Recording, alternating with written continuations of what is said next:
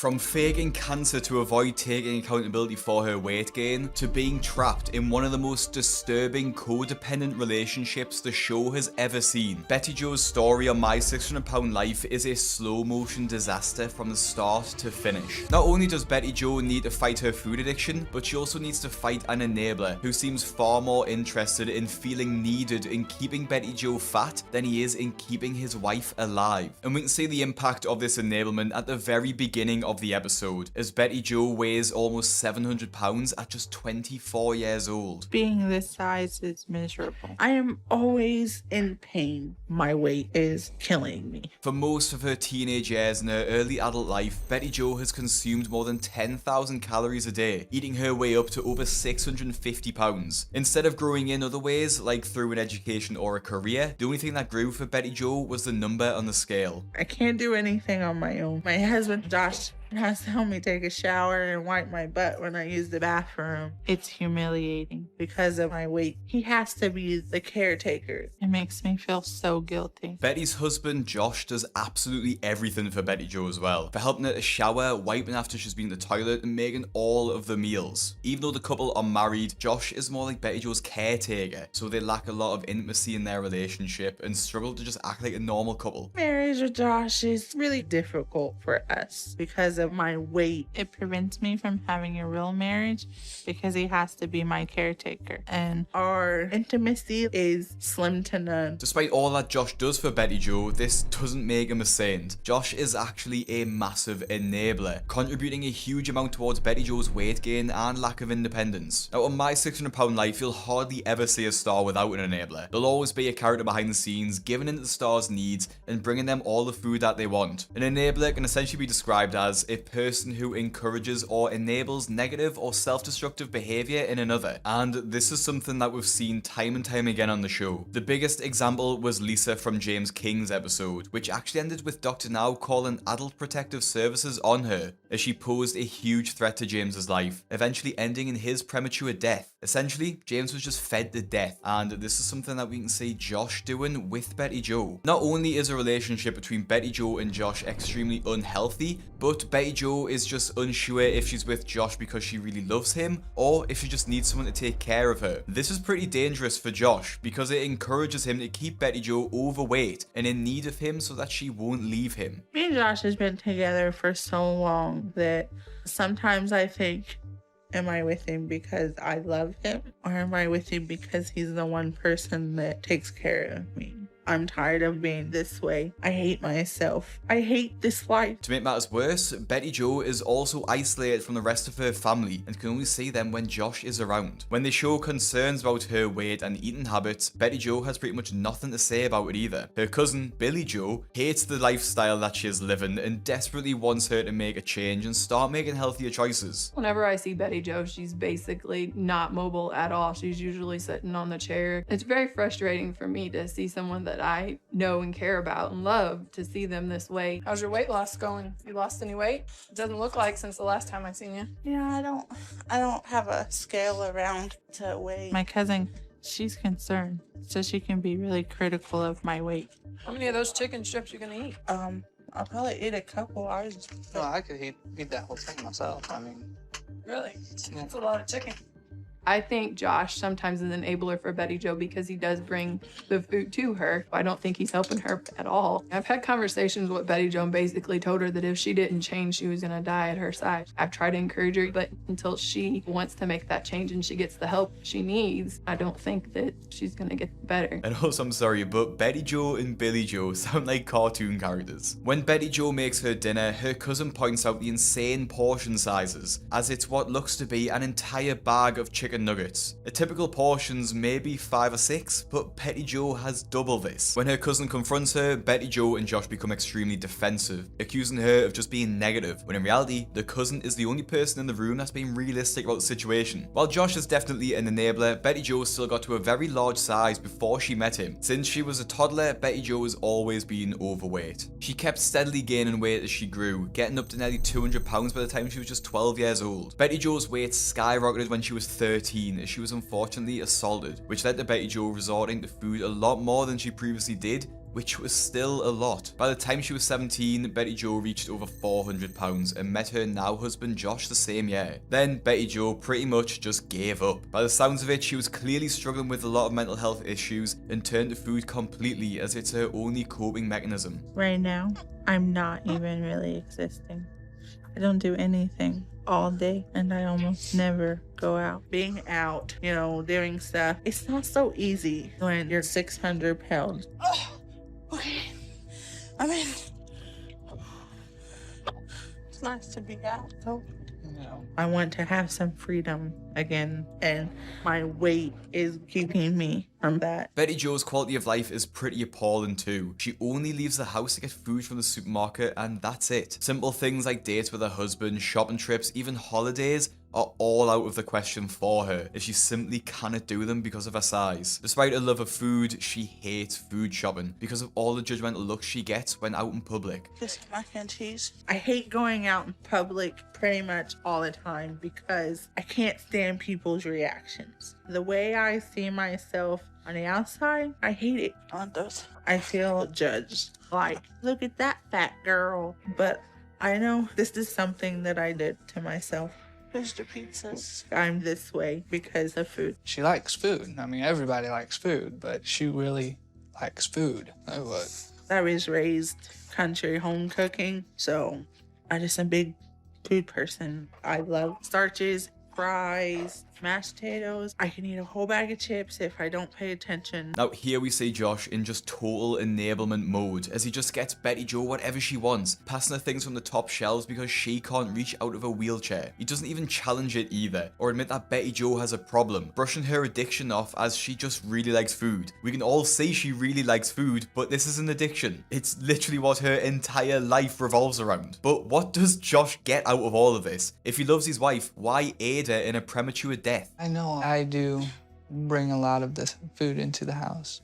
The fast food, the chips, the soda is keeping Betty Jo the way she is. I know I'm helping kill her. You can just see her life fading. I don't want her to die on me, but my biggest fear is if she loses this weight, that she's not gonna need me no more. Josh's motives are so selfish. He values feeling needed more than Betty Jo's health and is willing to risk her life for that. But clearly somewhere inside Betty Jo is an urge to recover and to live a somewhat normal life. She has dreams of a career and having a baby, and those are things she'll only be able to do if she loses weight. With determination in mind, Betty Jo arranges to see the renowned weight loss specialist Dr. Now and must travel the long journey to Houston for her first in-person appointment. Despite the mountain of opportunities that Betty Jo will have if she's able to lose the weight, there's only one person who can see the negative side. She may be denied the surgery, or she can be approved, and then there's the risk of her dying on the table during the surgery. But my biggest fear is actually her dropping the weight and leaving me. Honestly, what kind of husband would prefer to see their wife on death's door rather than good health? It's honestly disgusting for Josh to have this attitude too, when he knows how deeply Betty Jo is suffering, with the physical limitations of her weight, but also the psychological issues that trouble her mental health. Betty Jo is depressed with her weight and wants to lose it. Josh is ultimately against her choice and is likely going to do everything he can to change her mind. Betty Jo is going to have to undergo a difficult journey of having to navigate the weight loss program, but ultimately having to come to terms with the fact that her partner is her enabler, and she might have to leave him if she wants to make any progress. After a 13-hour drive to Dr. Now's office, Betty Jo finally arrives and gets to see her weight for the first time in several years because she didn't have a scale at home. Although, I think even if she did have a scale at home, it wouldn't go high enough to measure her true weight. I'm a little scared to see the number on the scale. I know I'm over 600, but I'm not sure how much I've gained over the last year.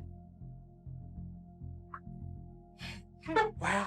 I'm a little nervous to see the doctor. I'm hoping he can tell me he can schedule me for surgery. Now knowing her actual weight, Dr. Now sits down with Betty Jo to put it all into perspective to try and explain just how dangerous her level of obesity is. So you're 5 feet 2 inches tall.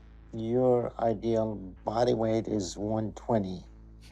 And you're 650 at this weight. I don't think you're gonna make it to 30. Betty Jo has a small frame, which means her 650 pound is more like 800 or 900 pound on her body. You have to get an eating habit that's gonna be sustainable.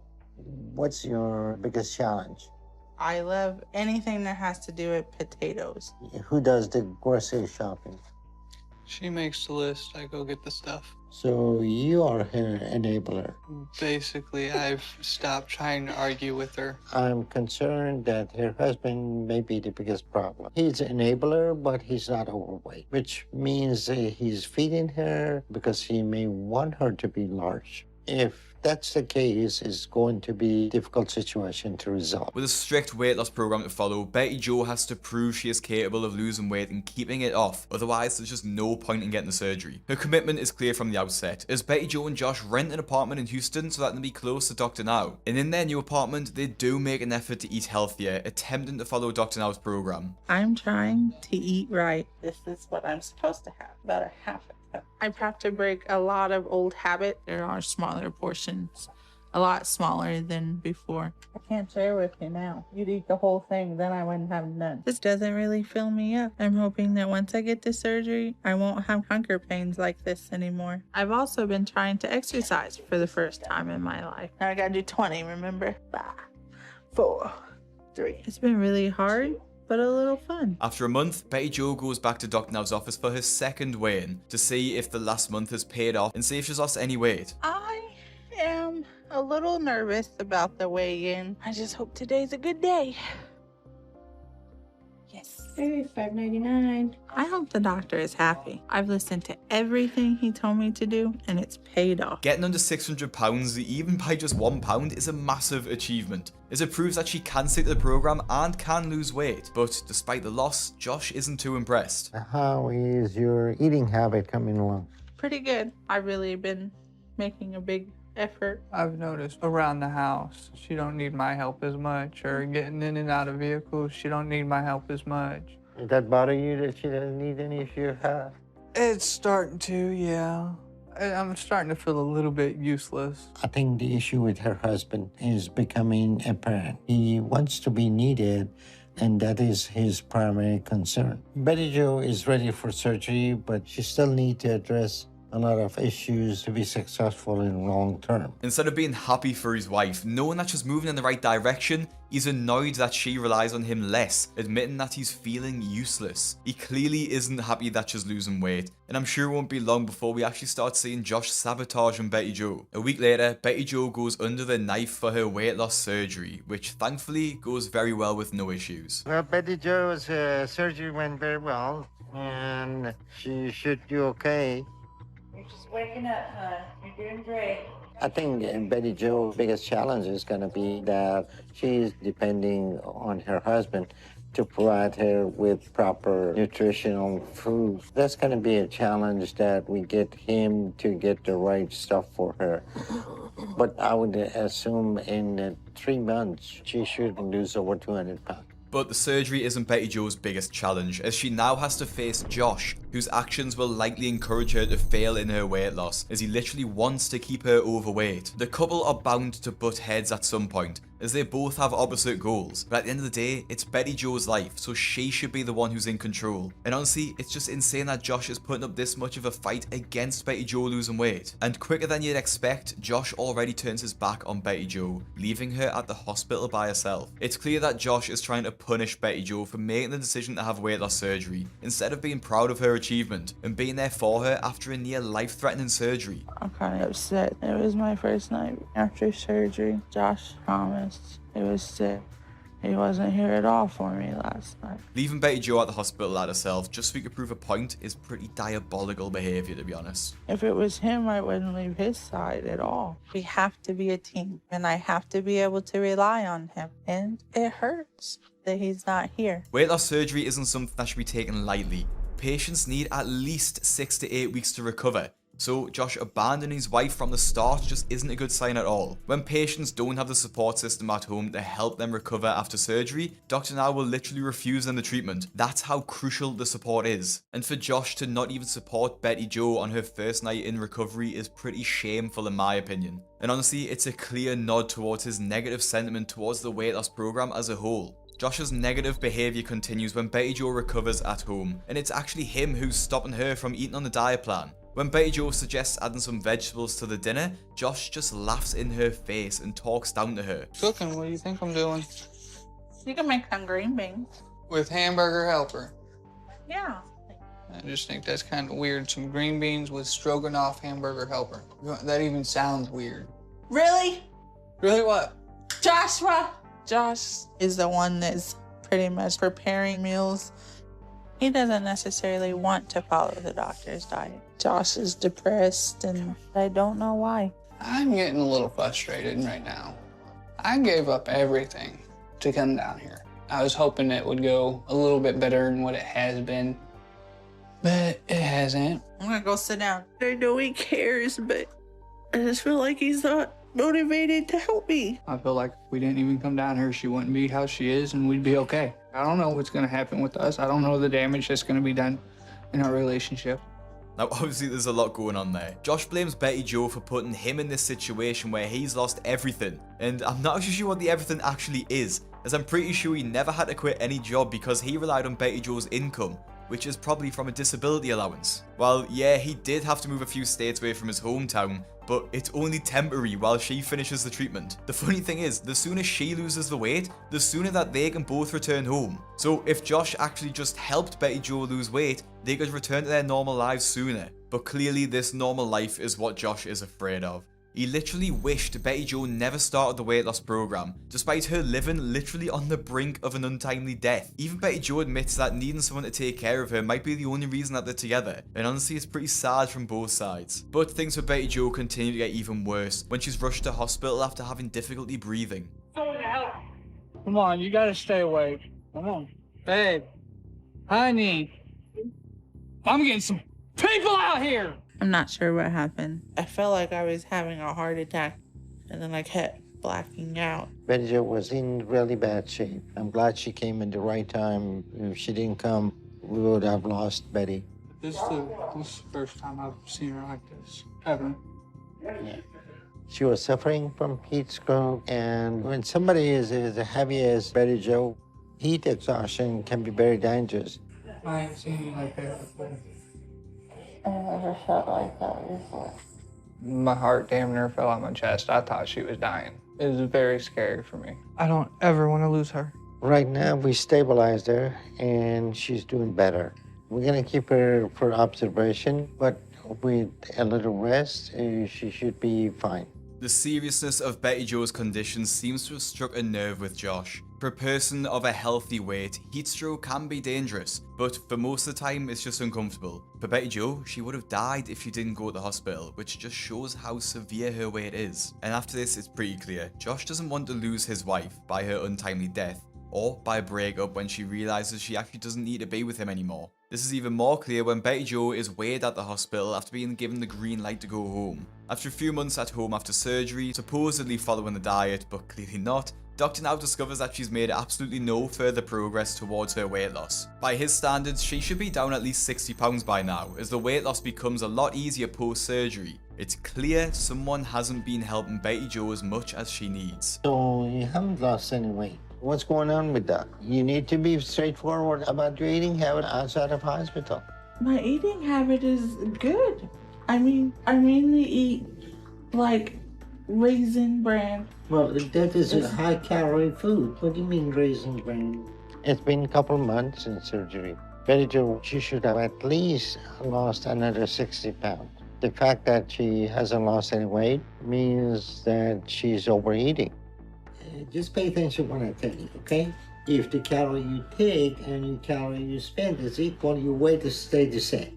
I have been kind of overeating because I have been a little depressed and stuff. Just to get your perception in the right place, you have to stay head up and oxygen. Because right now, I guarantee if we put you flat in 4 hours, you're not gonna make it. You're gonna suffocate. Overeating has limited your lung function to the point that you're not too far from dying. Now, here's the thing. Betty Jo is literally clinging on to life, and that still hasn't changed anything. While I know Betty Jo obviously controls what she puts in her mouth, Josh is her enabler, and he is the one buying, making, and bringing her the food. She has a food addiction. It's very difficult for her to stop eating on her own, and she needs the help, but Josh is just indulging her. How am I supposed to do that when my husband doesn't want to do it with me? Like, he wants to eat all all of the junk, and that's all he wants to buy and get. And I'm not getting no support from him at all. I can't do this without somebody to help me say no. In order for Betty Jo and Josh to make any progress in their relationship, Dr. Now suggests that they both see a counsellor to overcome their codependency, as at the moment, neither partner can exist without the other. Betty Jo relies on Josh to take care of her physical needs because of her immobility, and Josh needs Betty Jo because he simply doesn't want to be alone. For like the last 2 months now, we've just kind of been biting each other's heads off, I guess. We don't know how to communicate. In my opinion, it started when I had my surgery. The first night, he promised that he would stay at the hospital with me, and he didn't. I wonder, Josh, what are you thinking or feeling, or how has it affected you? The weight loss or the surgery, and just how has that changed your relationship? I used to take care of her. I used to be her caregiver, do what she needs, but now she's starting to just be able to move around and stuff, and in a way that really scares me because I don't want her to leave me. So Lately, he kind of feels that I'm pushing him away and not wanting to be with him, and that's not quite, what the issue is. Even though Josh's response is pretty awful, at least he's being honest. In James King's case, his partner Lisa was never honest, and would never admit that the reason she kept overfeeding James was because she wanted him to stay overweight and keep looking after him. Maybe because Josh has taken a step towards admission, he can finally work on actually helping Betty Jo with her diet instead of hindering it. But despite this, the therapy session takes a turn for the worse, as Josh actually storms out the room and refuses to speak. I need air. Nope. What? After Josh's meltdown, the couple try to work on their relationship, and Betty Jo does actually lose a small amount of weight during this time. To help speed things along, she starts the gym to burn some extra calories. I definitely want to keep pushing to lose weight. Perfect, good, okay. And for us to start having a life together again. I think Betty Jo's doing really good, especially coming out to a public place like this and actually getting into it. 5, 6. It's been nice to discover that we still care so much about each other. This whole process and journey has taught us that. Breathe out. 3, there you go. My arms definitely feel like they're gonna fall off. I was scared we didn't love each other anymore, but I love Josh more than ever. Betty Jo's journey on the weight loss program seems to be working, although at quite a slow pace. Josh clearly has been making some changes in his behaviour, which is a good thing, but Betty Jo really needs to stick more closely to the diet if she wants to lose weight faster. In almost a year, she's down 100 pounds. Some patients have lost 100 pounds in 1 month, so it's obvious that Betty Jo is still indulging in more food than she should be. To show her family how far she's come, Betty Jo and Josh make the long journey back to their hometown so they can see her in person. Well, hi, Betty Jo. Hi. How you feeling? I'm feeling pretty good. How are you? Well, you look good. Thank you. I'm 100 pounds down. I can tell. A lot different than what you did when you went down there. Yeah. You couldn't even walk hardly when you went down there. You look better. The main reason I wanted to do this was so I could actually be part of the family, because not being able to do anything with them hurt a lot. Yeah. Oh my God. Water was so I think Betty Jo and Josh are doing a great job. Them being down there in Texas, they have to do things on their own, and I think it's making their relationship stronger and making them stronger as individuals. I told her for every pound she lost, I'd give her a quarter. I would just put it as $1 a pound. Oh, yeah. You're gonna have a big payday come summer, ain't you? Yeah, I guess so.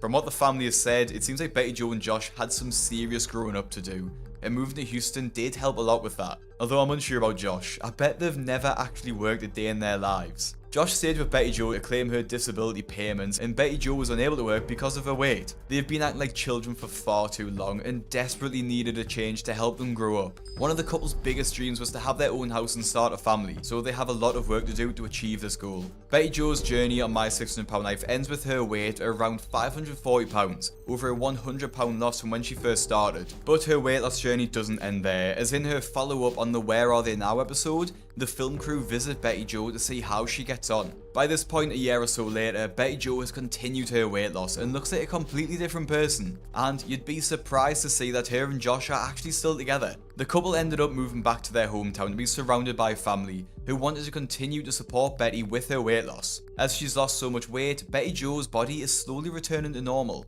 and she even gets pregnant unexpectedly. Betty Jo never even thought that she could have children, so the pregnancy has come as a bit of a surprise for the couple. But just because she's lost a lot of the weight doesn't mean that she's completely out of the woods yet, as her pregnancy is considered to be high risk. I recently went to the emergency room because I was sick and my stomach was hurting. After doing a CT scan, they noticed a large mass on my spine. Because I'm pregnant, the bigger the baby gets, the more he presses on the bone mass on my spine. There's a chance I could become paralyzed. The mass on Betty Jo's spine is really severe, so much so that if she waits too long, she could actually become paralyzed from the waist down. She actually needs to choose whether to have the surgery and risk losing the baby, or wait until the baby is born and risk losing the use of her legs. Honestly, this is just an awful situation for anyone to be in. While she's pregnant, Betty Jo stops the program because it's too much to handle and she's worried about her health. Thankfully though, her baby is born perfectly healthy, but Betty Jo still has a mass on her spine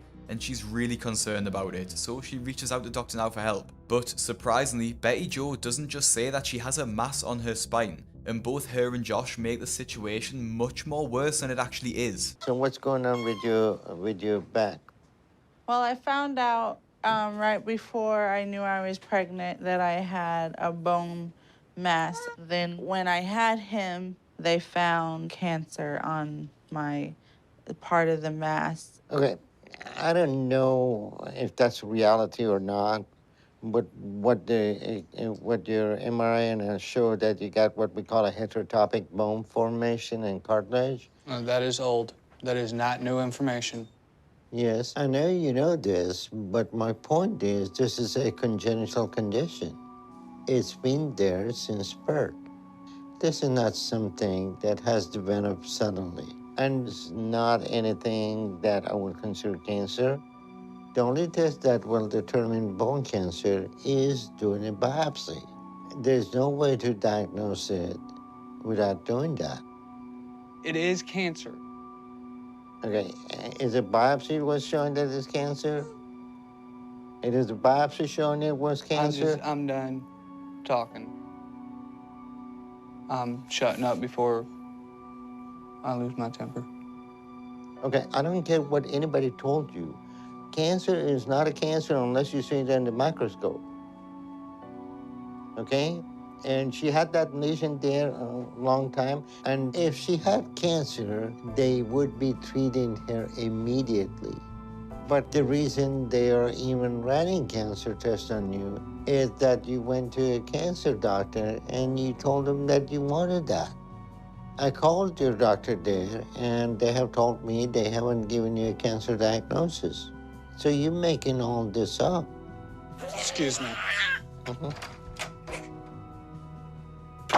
And he is done talking because he knows he shouldn't have said that, because he knows that it isn't cancer. If there's one thing I can't stand, it's when people lie about having cancer. It's just so unfair and insensitive to everyone around them. Most people I know, myself included, have had family pass away from cancer. So to have Betty Jo and Josh weaponize the disease is really disgusting. It's obvious what's at play here too. Since losing half her body weight and getting down to below 400 pounds, she's regained her independence, and Josh has lost his control over her. Betty Jo is using her cancer as an excuse to eat more and move less, and Josh is thoroughly enjoying it. Josh literally runs out of the doctor's office when he learns Betty Jo doesn't actually have cancer, and he's actually annoyed about this. Surely if you found out that the love of your life and the mother of your child didn't have cancer, you'd jump for joy, not run out of the room like a baby. There are two ways to look at this really, as Betty Jo isn't exactly the smartest person on the planet. She could have easily been manipulated by Josh into truly thinking it was cancer,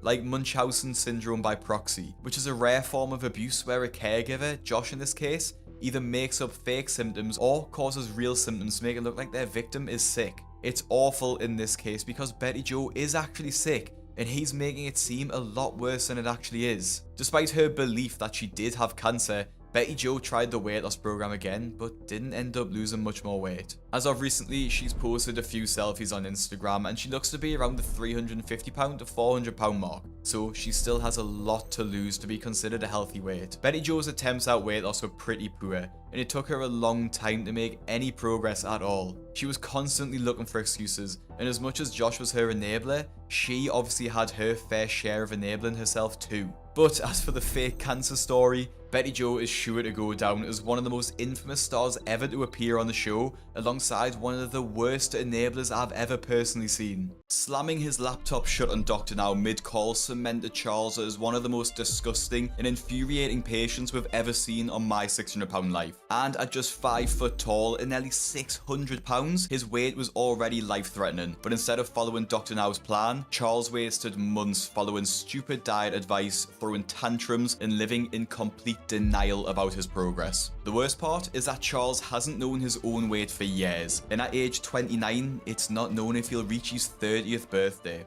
It's scary waking up because everything gets a little harder each morning. My body feels like a prison. I feel like I'm trapped. Like, I can get up and out of bed, but I get short of breath walking to the bathroom from my bed. I'll start losing my breath. On a bad day, as soon as I get up, you'll hear my knees like, they'll continuously like pop, pop, pop, pop, pop. The pain is usually excruciating.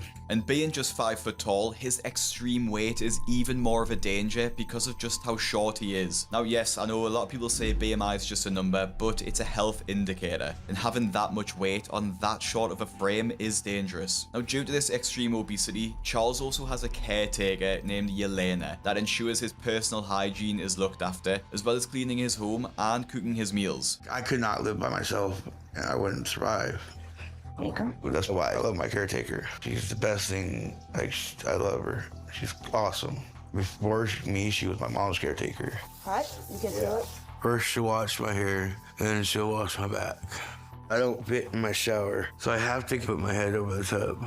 But I've got it so big now that I can't stay standing for more than 15 seconds. If I do that for too long, my knees start to hurt too much. Other than going to the toilet, which he really struggles to do by himself, and often needs help from Yelena, Charles doesn't ever really leave his bed. As well as Yelena taking care of him, Charles's brother Brad also takes on a lot of the care, which he struggles with quite a lot. It gets challenging sometimes. He can't make food for himself, he can't go get water, nothing. He strictly relies on being able to call and have that person there to help him.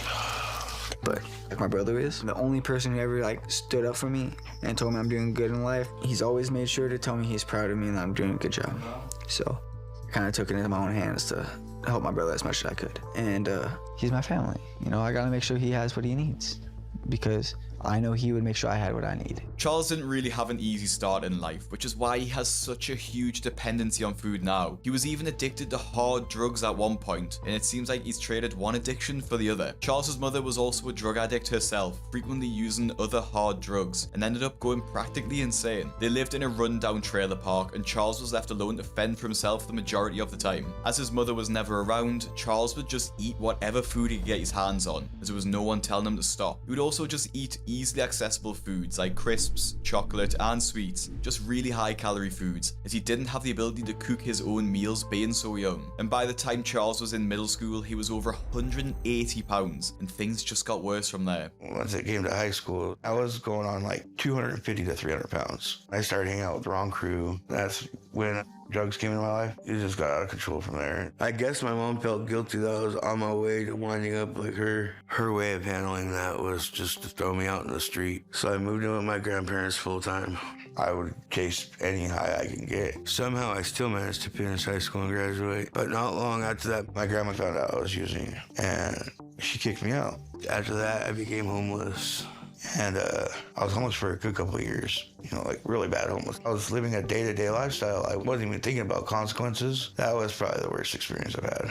I was sleeping behind buildings. I remember I was laying on the side of the road one day and we watched the kids driving by with their parents and snapping photos. Then I woke up one day to somebody kicking me and, bullying me just because, they knew I wouldn't be able to get up and defend myself. In the end, that's what finally motivated me to reach out to anybody I knew who could help. Eventually, Charles returned to his hometown and admitted himself to rehab, entering the facility at 400 pounds. Despite recovering from this drug addiction, Charles really just traded one for the other, gaining another couple £100 in rehab. And at the start of the episode where we find him, he's living with his brother and sister in their rental property, both taking turns to look after him. The siblings do have a really close bond because of their childhood, with all of them admitting their circumstances led them to try hard drugs at least once. But for Brad, his brother's weight doesn't bother him, and his main concern is just to keep him alive for as long as possible. I can care less if he's 300 pounds and able to walk, or if he's, $175 and able to go run marathons. As long as it extends his life period. Because my biggest fear right now is him being so obese that we can lose him any day. And on a trip to the supermarket, we see just how much Brad gives in to Charles's cravings and doesn't hold back on anything. I don't think I've left this house and I'm up. At least I'm up. Because to go anywhere, not only do I have to have someone drive my van, I need someone there to push me in my wheelchair. I feel like I don't care what people think about me. You see a little kid run by and you're like, hey, that guy's big. That does not feel good. But I try to keep a positive mindset. At least when my brother and sister are around. I don't like being depressed. I try not to let myself get depressed. So I'm big about I'm alive. You want sugar, right? Yeah, we're definitely gonna need some sugar. Oh, those the gooey chocolate brownie mix. Let's just get this. You 2 of those. And that's it. Any bagels? No. Oh, My favorite right there. they have small ones. Oh, grab a couple of small ones. Okay. Brad goes around the store and actually encourages Charles to just get what he wants, even suggesting that he can take more than he originally asked for. It's clear that Brad is dealing with some sort of guilt around Charles and wants to show him he's supporting him through food. With the weight gain not slowing down, Charles decides to get in touch with Dr. Now to discuss joining his program and try and get his life back on track. As Houston is across the country from where Charles lives, Dr. Now joins a video call with Charles to discuss the treatment plan. So what made you change and get off the med? Want to live longer. All right. Your normal weight is 100 pounds, yet you're hot. So you have 500 to 550 pounds to lose to be where you should be. And it's important you start to move toward that now, especially if you're losing your mobility. Are you able to walk? A little bit. What is a little bit? See, from here to my bathroom's probably, I want to say at least 15 of my steps, and I start getting a little bit tired. Okay, who else in this household besides you? It would be my brother, who is actually paid to be my caretaker, and my sister and her boyfriend. Okay, and they are caregiver for you? Yeah. Do they work? My sister has a full-time job. My brother, his full-time job is taking care of me. Okay. Who brings you the food? You don't seem like a person that goes to the kitchen and get you. My brother. So your brother brings you a lot of food to eat so he can keep his job as a caregiver or what? No. What do you mean no? He pretty much just does what I ask, So instead of killing yourself with meth, you're killing yourself with the food. I do find it funny when stars of the show always say things like, I'm working on cutting out this. You either have or you haven't. If Charles is still drinking soda, he's not working on cutting it out. He's just saying that because he thinks Dr. Now will find it impressive. Due to Charles's size and distance from Houston, Dr. Now suggests that Charles loses a couple £100 at home before he travels to the Houston office over concerns for his safety. And after the video call, Charles must get weighed at the local hospital as he's too large for his home scales, and start a 1200 calorie a day diet to lose £50 a month. And just when Charles is about to leave to get weighed at a hospital, his truck doesn't start and he has to miss the appointment. In the meantime, Charles and his brother start the diet together, eating lots of plain chicken and veg.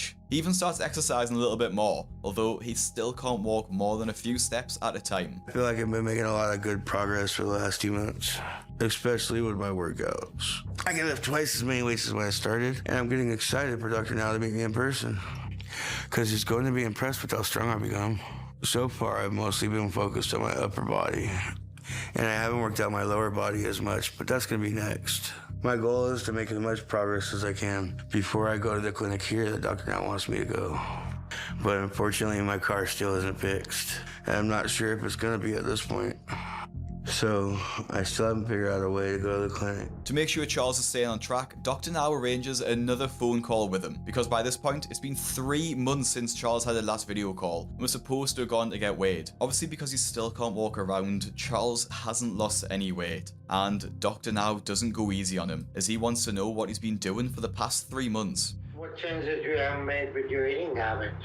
I've substituted breakfast and lunches with my protein shakes.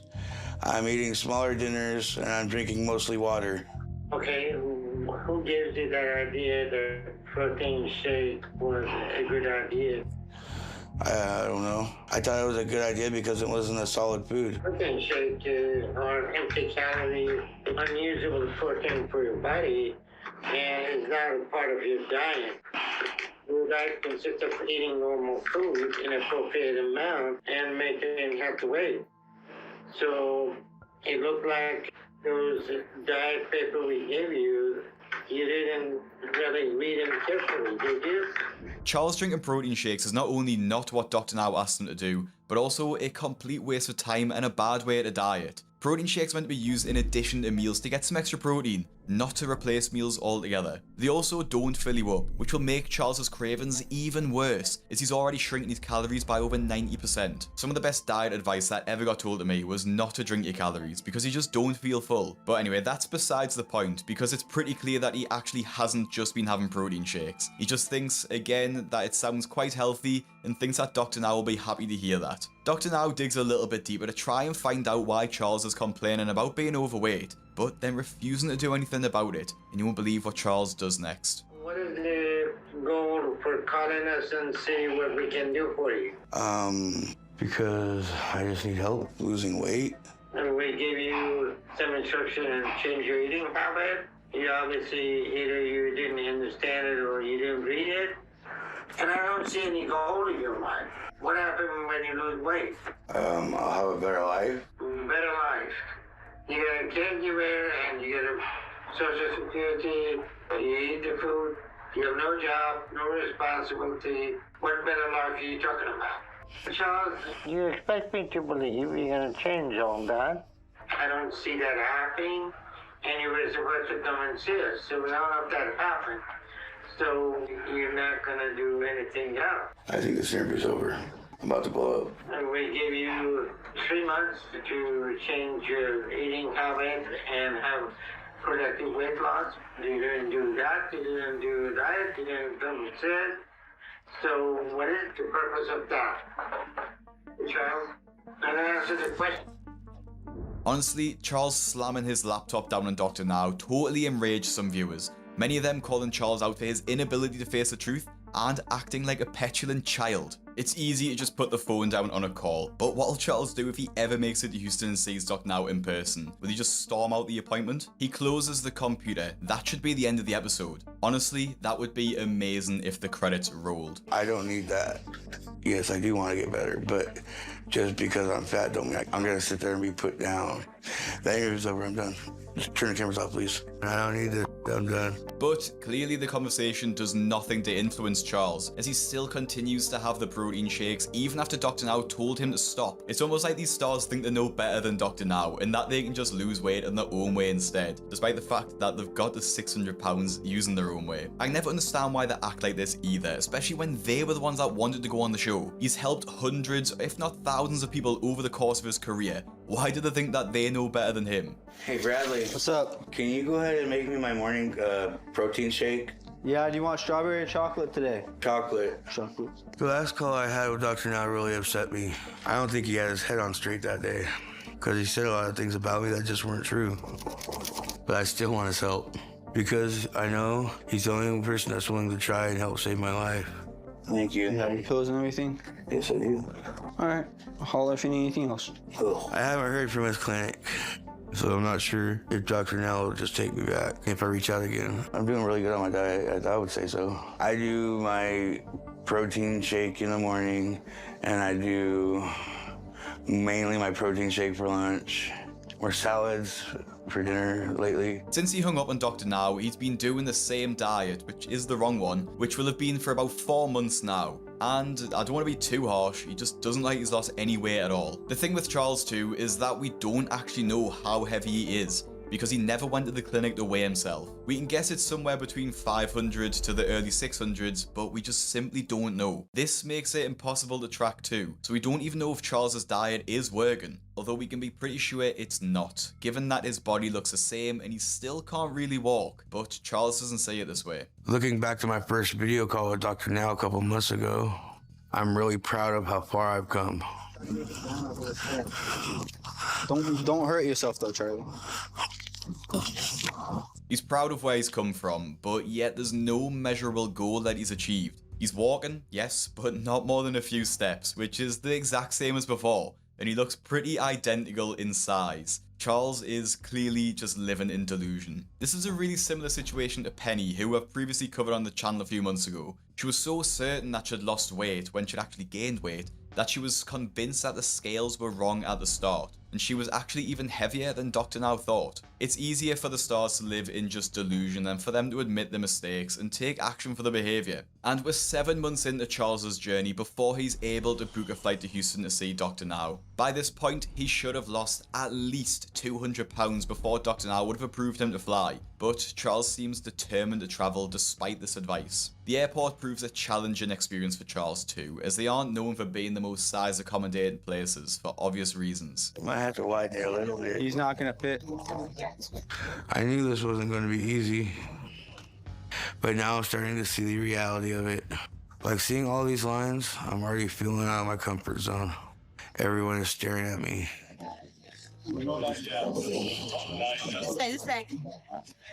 To keep a positive mindset, I'm just trying to focus on how surprised Dr. Now is going to be when he sees me in this office in person. But right now, that's getting harder to do because my body is starting to hurt.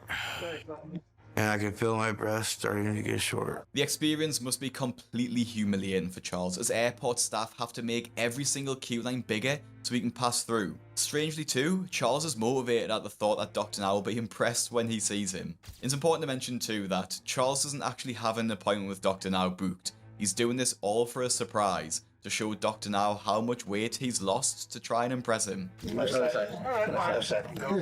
side. Oh. I'm already very tired, and my knees are exploding with pain. And what am I supposed to do if I need to use the bathroom? I really hope Charles booked 2 seats, because he's literally taken up both of them. And of course, his diet slips up on the plane too. Weren't the healthiest options on the plane.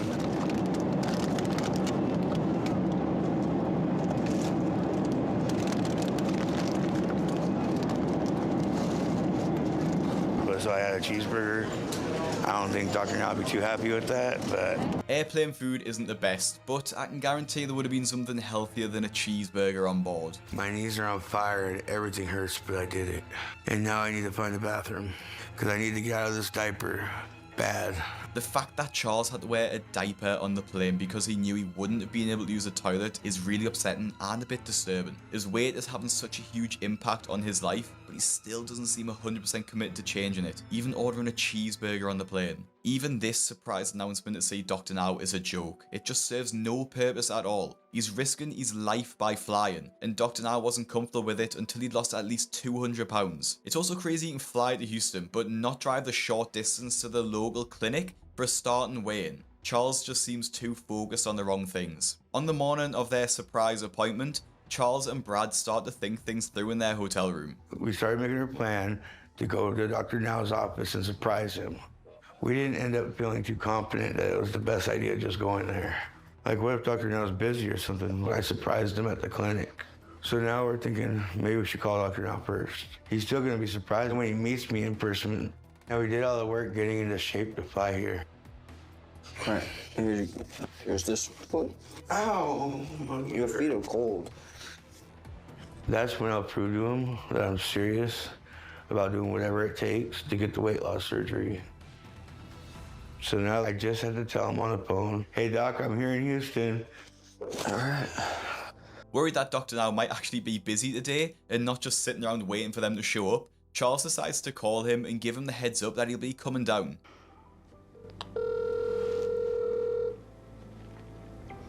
All right. the sergeant's office. How may I help you? Hello, this is Charles Bridgman. I was calling to hopefully get a hold of Dr. Now. Sure, if you hold a moment, I'll get the doctor. Okay, thank you. Hello, this is Dr. Sergeant.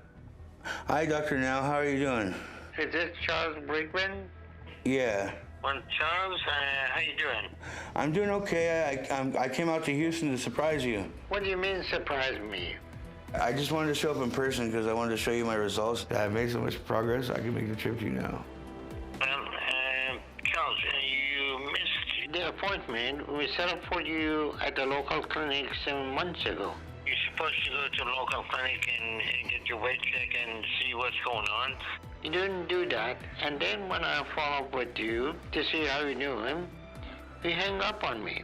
When I ask you basic questions that aren't adding up, and now I haven't heard from you. So what exactly makes you think anything about what you're doing is a good idea? I don't know. You don't know? Yeah, well, I wanted to surprise you. Well, Charles, the problem is that you're not listening to what we tell you, and this is a serious issue. I have been listening, Dr. Now. Listen, I've lost a lot of weight. Charles, I doubt that you have lost much weight. You would have cooperated and done what you were told to do if that was the case, instead of coming up with half-baked ideas and gimmick of coming to Houston without telling me. Coming all the way from Washington to Houston, how long a flight was that? Like 4.5 hours? Living in 4.5 hours, people with your weight, there is a high risk of developing blood clot in the leg, and the risk of pulmonary embolism is very high, so you have to be very careful. Sometimes taking blood thinner will help, and being up every hour to walk around in the plane is going to help you. So I would have told you not to come because it's not safe for you to travel that long. So the whole idea was to go to a local clinic. You missed that. I'm aware. I just wanted to show up in person just so you can see the progress I've made. And you know I've made it here, so that has to show you I've come a long way. Well, Charles, even if you make it to the flight, it doesn't mean that you're home free. That wasn't the reaction I was expecting from Dr. Now. You know, after everything I just went through, I'm feeling a little let down and frustrated. I mean, whoa, he was just too damn hard on me. What he said about it not being safe to fly has me worried about what I've done. So now I'm really hoping and praying I didn't come all this way just to lose everything I worked for. As the visit is a complete shock, Dr. Now has to see Charles out of hours so that the trip wasn't completely wasted. And because of the health implications, Dr. Now wants to run some tests on Charles to make sure that he isn't at risk of a blood clot. But now what you've been waiting for, the time has finally come. And after waiting more than 7 months, we finally get to see how heavy Charles actually is. What I'm more nervous about is seeing what the scale says. You can step on the scale when you're ready. He knows I've been working hard, and my start weight was over 700. But I think I've lost enough to be down in the low 600s or even 500s. Your weight today is 677. Please go to room 5. Okay. Well, I'm not gonna lie. I did think it was gonna be lower, but that's still a good weight because it shows I've made some good progress. That means I've lost something like 30 to 40 pounds. Plus, when Dr. Now sees how well I'm getting around, and the fact that I came all the way to Houston is going to impress him. Charles is just in complete denial. A loss of 30 pounds over 7 months is not good progress. He should have been losing at least 50 pounds a month at this rate. So it's clear that his diet of protein shakes hasn't worked. And Dr. Now was right after all, and I can't say I'm too surprised. When Dr. Now arrives for the appointment, he clearly isn't impressed and doesn't let Charles get off lightly. It's been a long day. A long day sitting in a hotel room? Yeah. Well, Charles, it's nice to meet you in person. And I take it this is your brother? Yeah, I'm also his caregiver. He's also my caregiver. All right. Well, Charles, you shouldn't have made that trip down here. It wasn't that bad, though. A little cramped, but, you know, I stuck through it. It still wasn't safe for you. The good news is that you're not 700 pounds, so you either wasn't as big as you thought, or you lost some weight. I lost a little weight. So you think you lost a little weight? Yeah. Well, I'm not sure about that. The bad news is you're still close to the 700. So even if you lost weight, at your height, you still have very high BMI. Yeah. One of the highest BMI I have seen. So traveling for you is very risky and dangerous. So we're going to have to do some tests and make sure that everything's okay. When you going back? Tomorrow, I think tomorrow night at 8 o'clock. Okay, so we done some tests to make sure that you don't have a lot of issue or push your body to the limit, because if you do, then that's going to be very risky for you to go back. So if we find anything is wrong, we have to send you in the hospital. But if everything is okay, you can make that travel back home. Okay. But you're not coming back here like this again. Traveling isn't safe for you because your body is not made to be this way. You're 677 pounds. No, it's not. So, I need to hurry up and get rid of it. yes, you do. But if you want to do my program, the only thing you need to do is to start to lose a good amount of weight back at home and listen to what I tell you. You still have the book and exercise I give you? Yeah, I have the exercise. I have that one, so I'm trying to follow your diet plans as well as I can. And I'm doing the exercises, and I'm trying to start paying attention to my vitamins. Well, I don't see all that is accurate with little or no weight loss in 7 months. I've seen him do it. He's doing really good. I'm very proud of him. He keeps on me. He's my I'm his motivation. Motivation, yeah, motivator. Well, he may have made some progress, but the issue is, it's not so much if he has. So, Charles, if you're serious, now is your chance to prove it. Once you go back, we'll set another local appointment for you in 2 months. And your goal is to lose 80 pounds in 2 months. 80 pounds in 2 months. Okay? So no more game and surprises, okay? I promise I won't make no surprise visits till I lose the weight. Okay. With the goal of losing 80 pounds in 2 months, Charles has his work cut out for him. Thankfully, he can start straight away, as all of his results have come back clear. So Charles is able to get his flight back to Washington the next day. A month later, Charles should have lost about 40 pounds. He claims his diet's going great, but the scales will reveal if that's the truth next month. Brad also comments on Charles's improvements with his walking, but honestly, I'm not sure if I see it. It's great that Brad is so supportive of his brother, but at some points I actually think it's worse for Charles as he's given him false hope, and Brad is clearly a bit of an enabler. Feeling pretty good.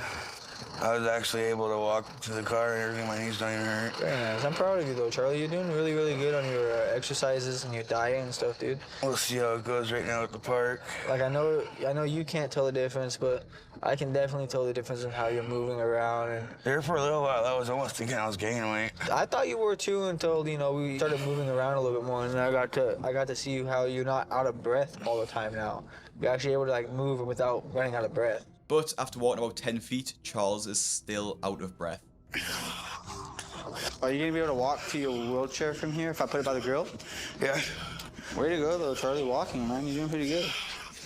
Oop, don't trip. It's caught up on your legs.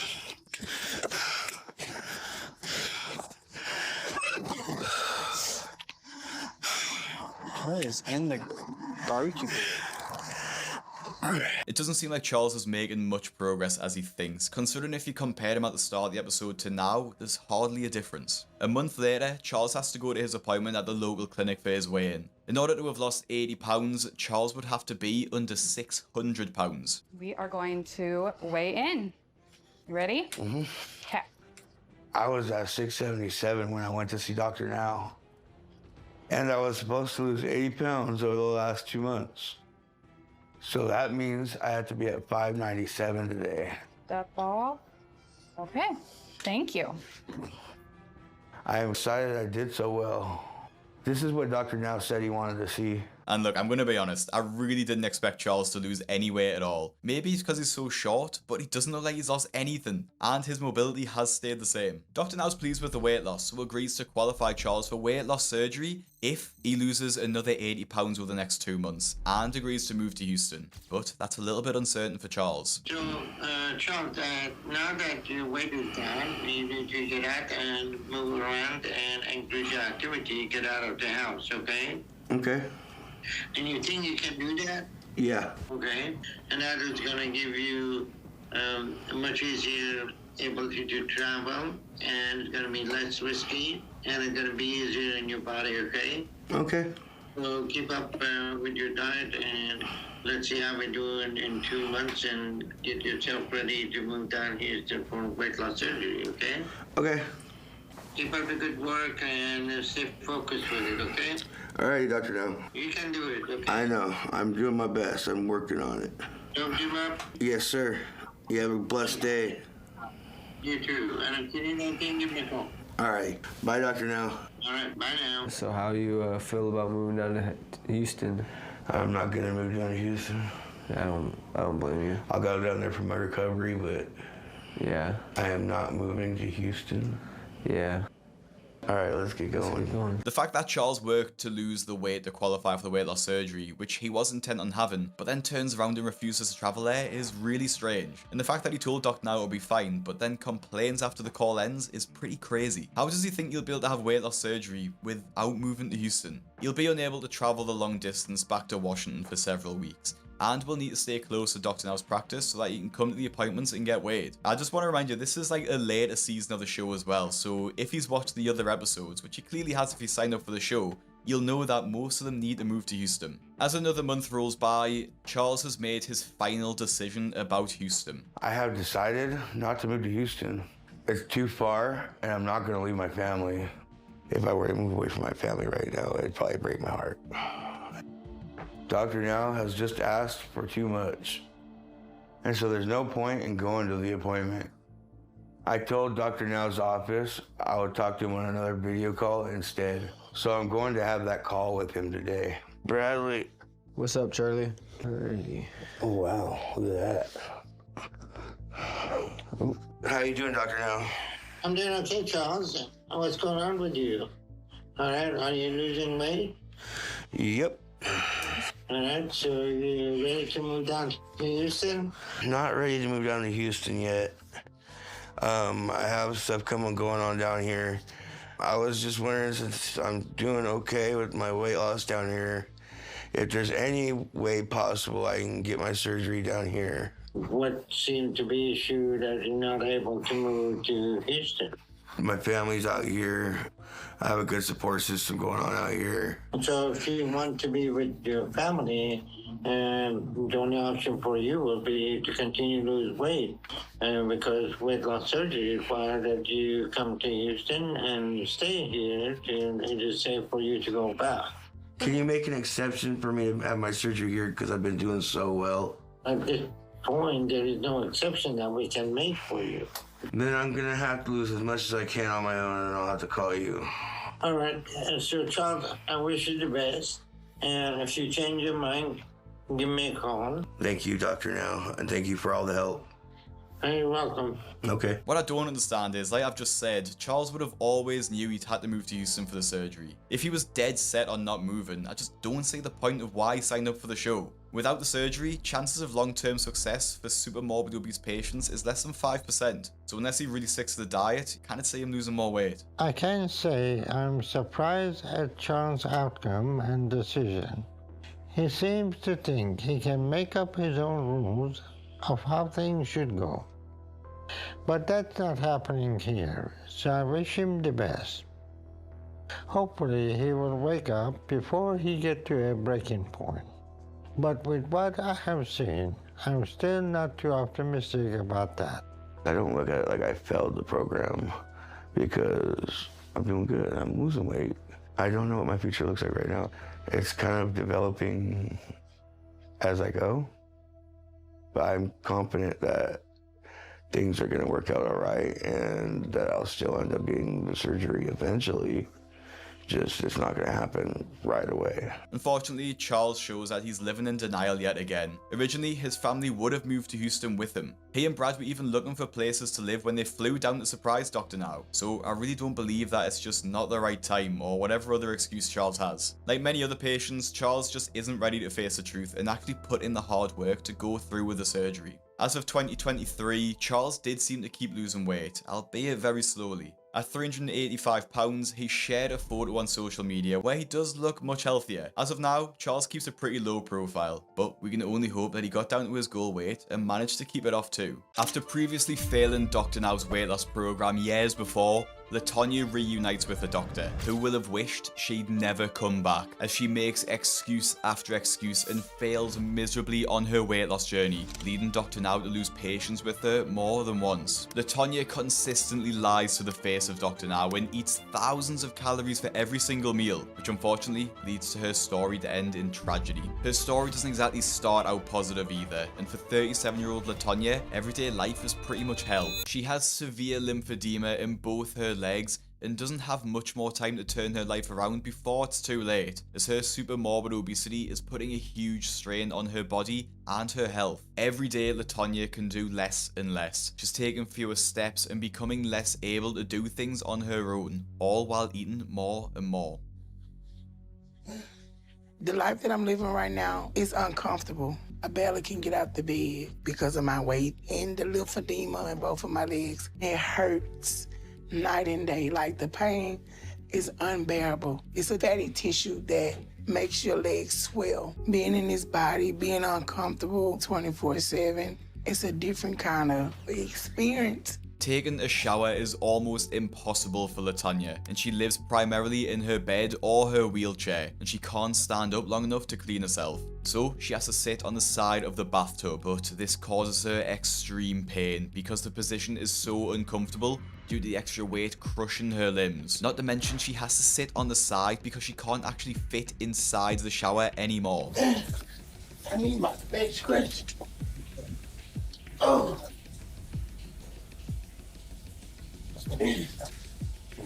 Okay.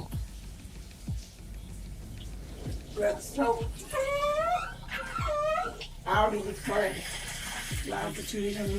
Latona is engaged, but her fiance wakes up and leaves for work before Latona is even awake. So her caretaker Virgie looks after her the most, taking care of all of her personal needs.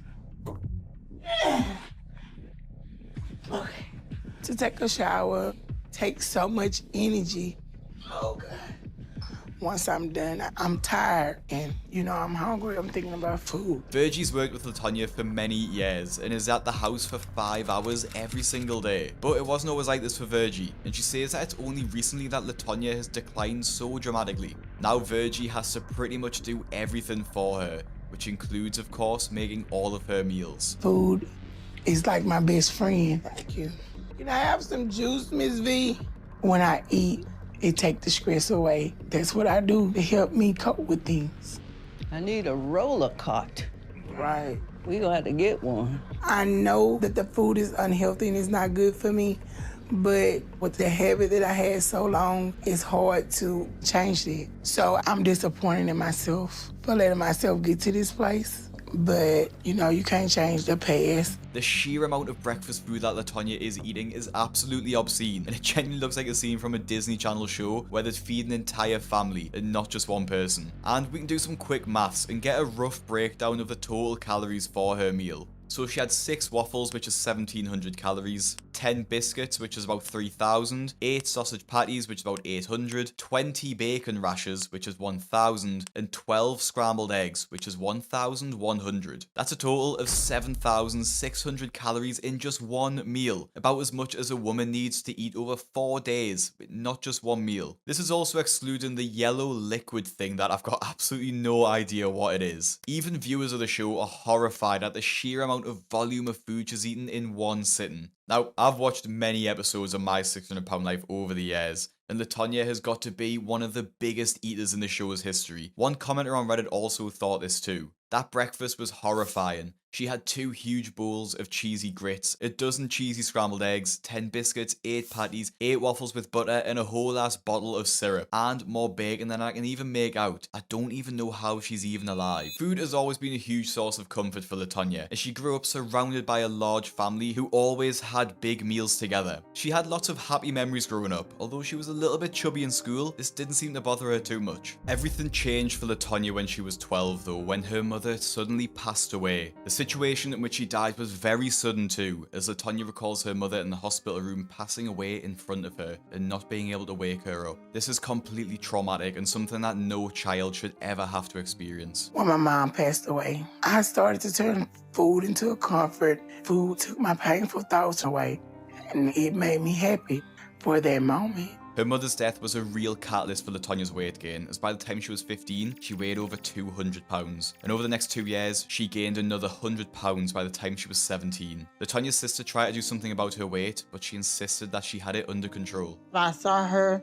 and I told Latona, I said, you're gonna have to get control of your weight. She felt like she had control of it because she said she was walking, she was in the gym exercising. But at some point, I guess, she stopped dieting and kept eating. 5 years ago, Latona fell and broke her knee and was given a wheelchair. Once she sat in it, she never got up again, becoming pretty much immobile since then. Latona needs to see Dr. Now urgently, as her health is in serious decline. But this won't be the first time that she's seen him, and she had an appointment with Dr. Now a few years ago outside of the show, but decided not to continue with treatment because she wasn't able to move to Houston. As Latona decides that she needs to see Dr. Now before it's too late, she takes one last trip to the grocery store before her trip to see him. As Latona never leaves the house, going to the supermarket is a really exciting trip for her, something she looks forward to all month long. Once I get inside, I be in the store for hours because I don't know the next time when I'm gonna go. Everybody got a hobby, and food is my hobby. Oh, y'all get some donuts. The glazed donuts? Get the strawberry ones too, them different. I eat about 6 times per day. The chips over here. I need some nuggets, eggs, bacon, turkey bacon with some juice, pork, beef, chicken, tilapia fish in a salad or something like that, jambalaya rice, macaroni and cheese. I love chips, I like candy, cakes, cookies, sweet stuff like that. I love cereal. Some days I don't even eat regular food. I just eat snacks all day. Thank you for your time. You too. Be blessed. When you see how high her shopping cart is piled, there's no doubt how Latona got to her current weight. Food being her only hobby is just very dangerous, as she doesn't have anything else to enjoy or get excited about. But this isn't something that Latona wants to continue being obsessed with, and she does want to change her outlook on life. I want to change that. I want to save my life because I don't want to be this person anymore. I don't want to be in this body. My body feel like it's my prison.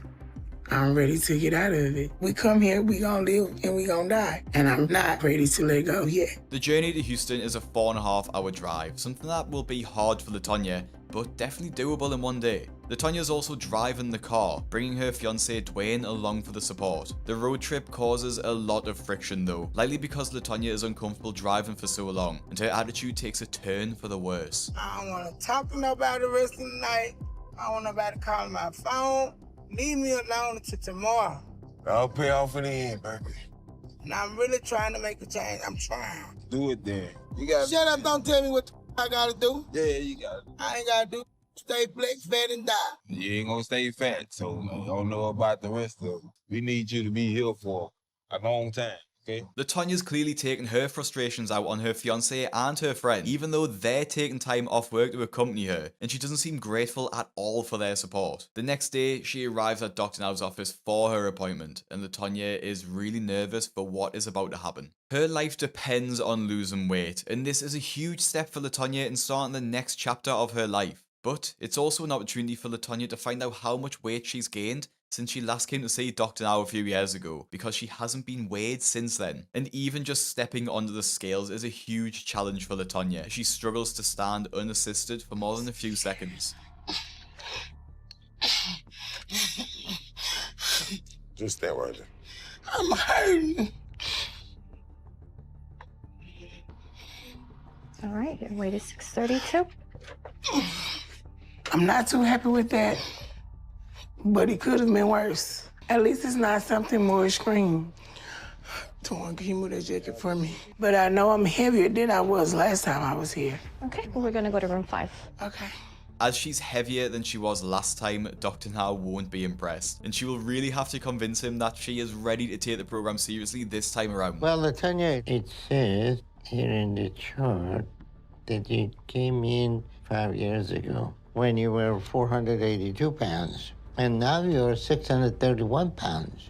And how long you been in this motorized wheelchair? About 5 years. Okay, so things have gotten worse for you. So now, how motivated you are to change your eating habit, how motivated you to change your life, and how motivated you are to give up this motorized wheelchair? I'm very motivated. So what are you willing to do? I'm willing to make a change. The fact that Latonya's gained so much weight since her last appointment is really disappointing, as she's totally gone back on her journey and not only has to start from scratch, but has another 150 pounds to lose as well. When Dr. Now tries to dig a little bit deeper with Latonya and find out what her eating habits are like, the lies and the false reality really start to show. I wake up at like 10:30. I may eat breakfast at like 12 o'clock. What do you usually eat?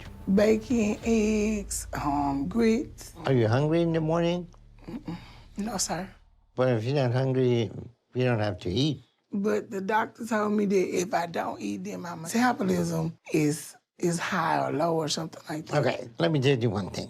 Everybody gonna confuse you, but you should never get confused about the one thing, eat less. Yes. Okay? There's no confusion with that, okay? Now, if you really put the math together, you have eaten the food that belonged for next 4 years ahead of time. Mm-hmm.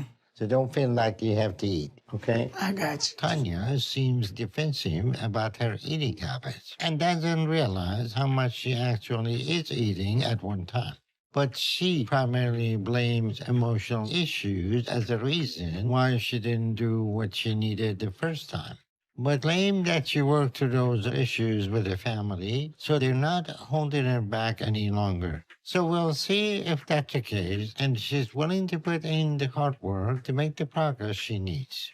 As Latonya has already been to see Dr. Now and not continued with the program, she will really need to prove herself this time around. To qualify for weight loss surgery, Latonya must lose 40 to 50 pounds over the next month. This goal is also a lot less than what he gives other patients previously, so he is really being generous with Latonya. She's given everything she needs to succeed, which includes physical therapy appointments to help increase her mobility, seeing as she can't walk far without the wheelchair. Now, back at home, Latonya starts her appointments with the therapist and does pretty well. Her trainer, Jamaica, is really proud of the effort that she puts into the workout, but she suspects that Latonya isn't actually exercising outside of these appointments. I am proud of Latonya and how far she's come.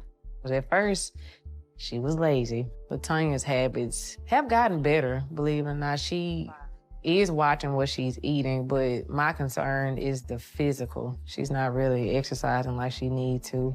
I don't think Latonya works out when I'm not here. And I can tell because I'm pushing her to exhaustion, but the pain in her legs, she shouldn't be having it. But hopefully with the work that we do, and she'll continue to do it and she'll get a whole lot better. Her diet, however, seems not to be working. Her caretaker notices that Latonya is cheating quite a bit, but tries not to notice. The truth will come out next month when she steps on the scales, and we'll see if she's lost any weight at all. Latonya only has to lose 40 pounds, remember, which is nowhere near what some patients have lost in a month, like when Brandon lost over 100 pounds in a single month. So it should be a lot easier for Latonya. Back at the office, Latonya prepares to get weighed again and find out if she's hit her goal. You got it? Hold on. 636. The fact that Latonya has gained 4 pounds instead of losing 40 is a total and utter failure. She clearly hasn't took the diet at all and has actually been eating more than she usually does to have gained weight. The appointment with Dr. Now is going to get really awkward once she tries to talk herself out of the situation and starts making excuses. I don't see how that weight's possible, because I know I done a lot to lose weight. Hello, how y'all doing? I'm all right after now. Good. Well, how was your trip down here? Tiring. It took me longer this time, 8 hours, but I'm kind of scared that the pain that I'm feeling, it may be a blood clot or something, because, like, it's a different type of pain. And So, where did you paint? Right here, in my leg, and it's really, really light. In your leg? Yes. It ain't never been this big. It get big, Doctor, now, but like... All right, let's figure out what's going on with you. So tell me why you gained the weight. I gained, 4 pounds because basically I gotta try harder. This is something new for me. I've been eating unhealthy for so long, and like now trying to change it is it's a lot, but I know it's worth it. Okay, so what are you trying to tell me? You came here last time. We gave you exercises to follow with physical therapy to help you start getting out of your chair. And you didn't do that. And you were supposed to lose 40 pounds over the last month. But instead, you gained weight. And instead of waking up to things, you're deflecting the situation by saying, you're in pain. Yeah, you should have pain because you are 636 pounds instead of being 170 pounds. And you're still in this motorized wheelchair. You don't want to give that up? You don't want to give up your eating habit? Come on, you were supposed to lose weight. You were supposed to change anything. You were supposed to call if you had any questions, but you didn't follow the diet. You keep eating too much, and you won't admit it. It's been 5 years since you tried to get help, and you're worse off more than ever now. Because you're lying so much to yourself, you believe that you lie. You keep repeating the same lie, it doesn't come true. The situation becomes too much for Latona if she starts to get really upset and emotional. You think I want to come here, drive out a long time, come here just to get chewed out? I could have stayed at home for that. We're not chewing it out. We're giving you the reality. That is a reality. I mean, and you saying all that just to say, well, you know your fat ass need to lose weight. You in a wheelchair. You 37 years old. If you keep going the way you're going, you're not going to make it. That's basically all you have to say. And and I understand it. I'm not mad about what you're saying because it's right. It's true. The only thing that I need someone to understand is it's not as easy as people think it is. So it's not gonna happen overnight. I'm not a robot. Well, you're convincing yourself that it's going to take time. No. The decision to make to change your life is going to take one decision, 1 minute to change your life. But you convince yourself this is not going to be easy to 4 weeks, 6 weeks, or 6 months, a year to change. You want me to tell you what you're going to do? You're going to do the same thing and then come back making excuses. No, sir. And you can say the water weight, I'm constipated. I didn't go to the bathroom for 3 days. Or the floor was crooked. Any of those excuses, you believe in yourself and you keep repeating them. So the only option we have left is to send you to psychotherapy and see if they can convince you to see the reality before it's too late. So I'm going to set that up for you to go to, and I'm going to give you 2 months to lose 60 pounds. That is less weight each month and easier goal. If you do that, then we can work with you. If not, then I don't know what else we can do for you. Dr. now gives Latona a much easier goal of a 60-pound loss over 2 months, as well as starting psychotherapy to work through her emotional issues. If she can't work through these issues and hit her goals, it doesn't look like there'll be much hope for Latona. After her first therapy appointment, Latona is encouraged to write out her feelings and find new coping strategies to help express her feelings in a healthier way than just eating. And we're close to seeing if these new habits have helped with her weight loss on the way down to Houston. But on the journey down, Latona gets extreme leg pain, and Dr. now tells her to meet him at the emergency room. Dwayne called about an hour ago to tell me that Latona has bad leg pain again. Last time she came down, she complained about that, and we checked her out, and nothing severe was wrong with her. This time she says the pain is even worse, to the point that she thinks she might pass out. So I told her to come to the hospital so we can check her out. Hello, how you doing? I'm tired, I'm hurting. Come here. I'm following you. Come on. As far as I can tell that she's having a lot of pain and shortness of breath, and she thinks that her legs are hurting because lymphedema is swollen. But looking at her just from the past, we cannot tell if there is anything seriously wrong with her. So we're gonna bring her in the hospital and see what's going on.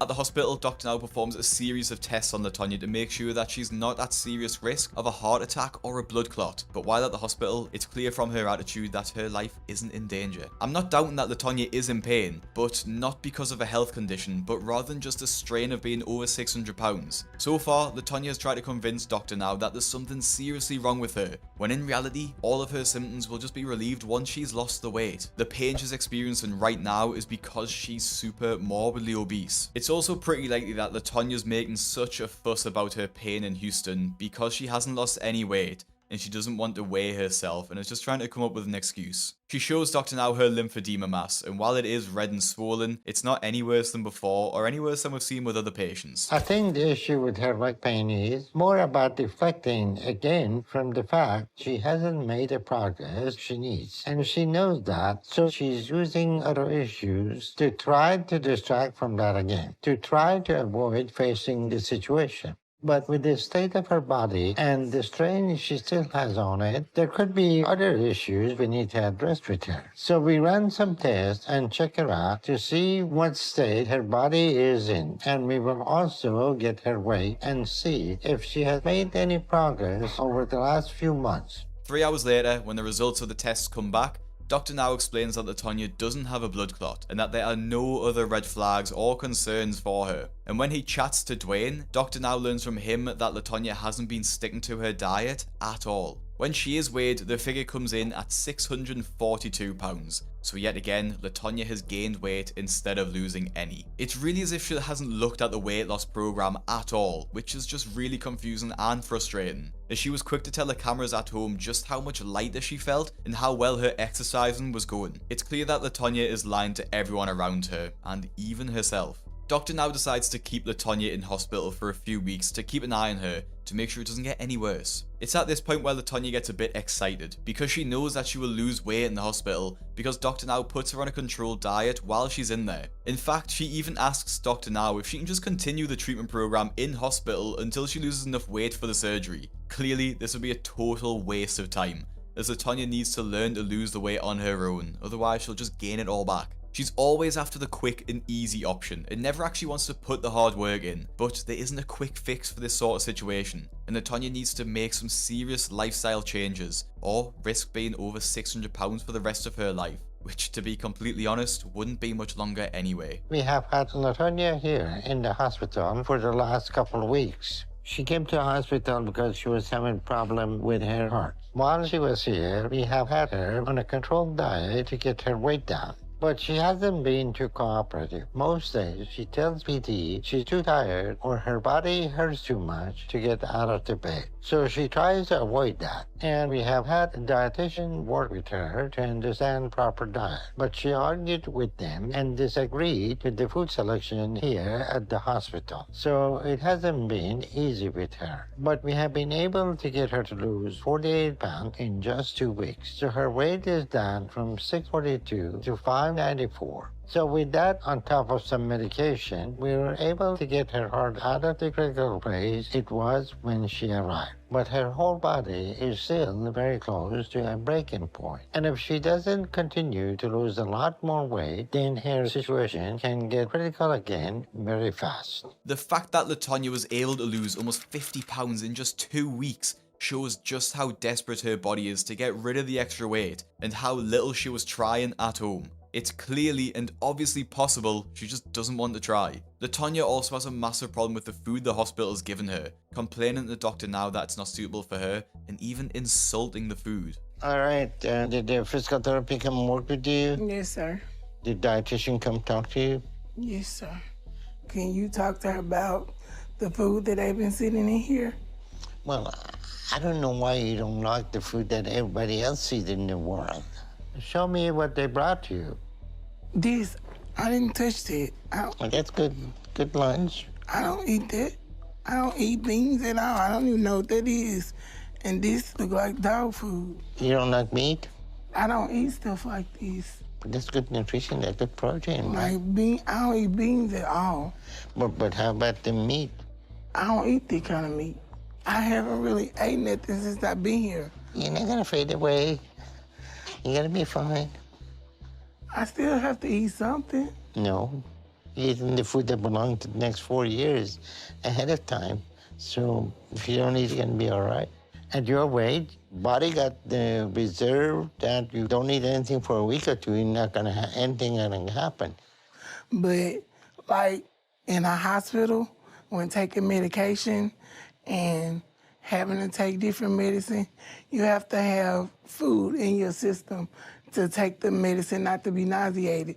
But the dog food that they give me here is not, I don't eat stuff like that. And that's not dog food, that's very good food. Well, I don't, well, let me rephrase it. You gotta learn to eat the high-protein diet. And is it tasty? And is it high protein? I've been in this very uncomfortable bed. It's been cold in this hospital. I did not come this far for just... You're not in a hotel. You're in the hospital. I know that. Okay, you got 400 pounds of extra food stored in your body. And you need to pay that back. Dr. now responds to Latona perfectly. She's been overeating for so long that she doesn't know or understand what a normal meal is supposed to look like. A meal of beans and chicken, something that someone of a healthy weight wouldn't bat an eye at, feels like abuse to her. And honestly, it's really insulting that she would even call the food dog food. And if I was Dr. Now, I would have lost my patience a lot earlier than he did. Latona's heart is strained and her lung capacity is severely restricted, both directly because of her weight. Latona really needs to grasp the seriousness of her situation, or she faces a premature death. In the hospital, she should be using this time to learn about what a healthy eating habit looks like, take a note of the food she's being served, and trying to replicate that at home. Latona needs to start taking the situation seriously or risk losing her life altogether. She can either continue to lose weight once she leaves the hospital, keeping it off to relieve the strain on her organs and her heart, or just keep gaining weight. Her life is literally in her hands, and she needs to make the right choice before it's too late. Back at home, things get too much for Dwayne, as he fails to understand why Latona hasn't been making any effort at all, and why she hasn't made any changes since she left the hospital. It's easy to lose that weight. That's easy for you to say. Man, eat healthy. That's easy for you to say. You know this life-threatening? You gonna play with your life? I just been caught up in everybody else's life and not concentrating on me. Stop talking about people. It ain't about people, it's about you, man. It ain't even about me right now. And you know this. This is something you know already. Yeah, I'm done talking about it, though.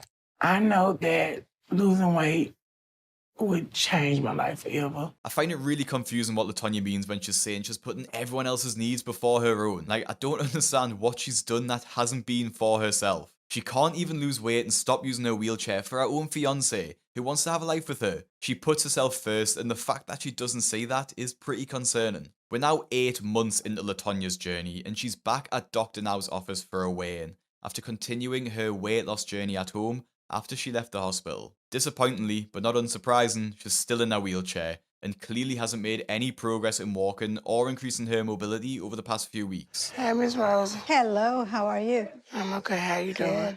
Okay.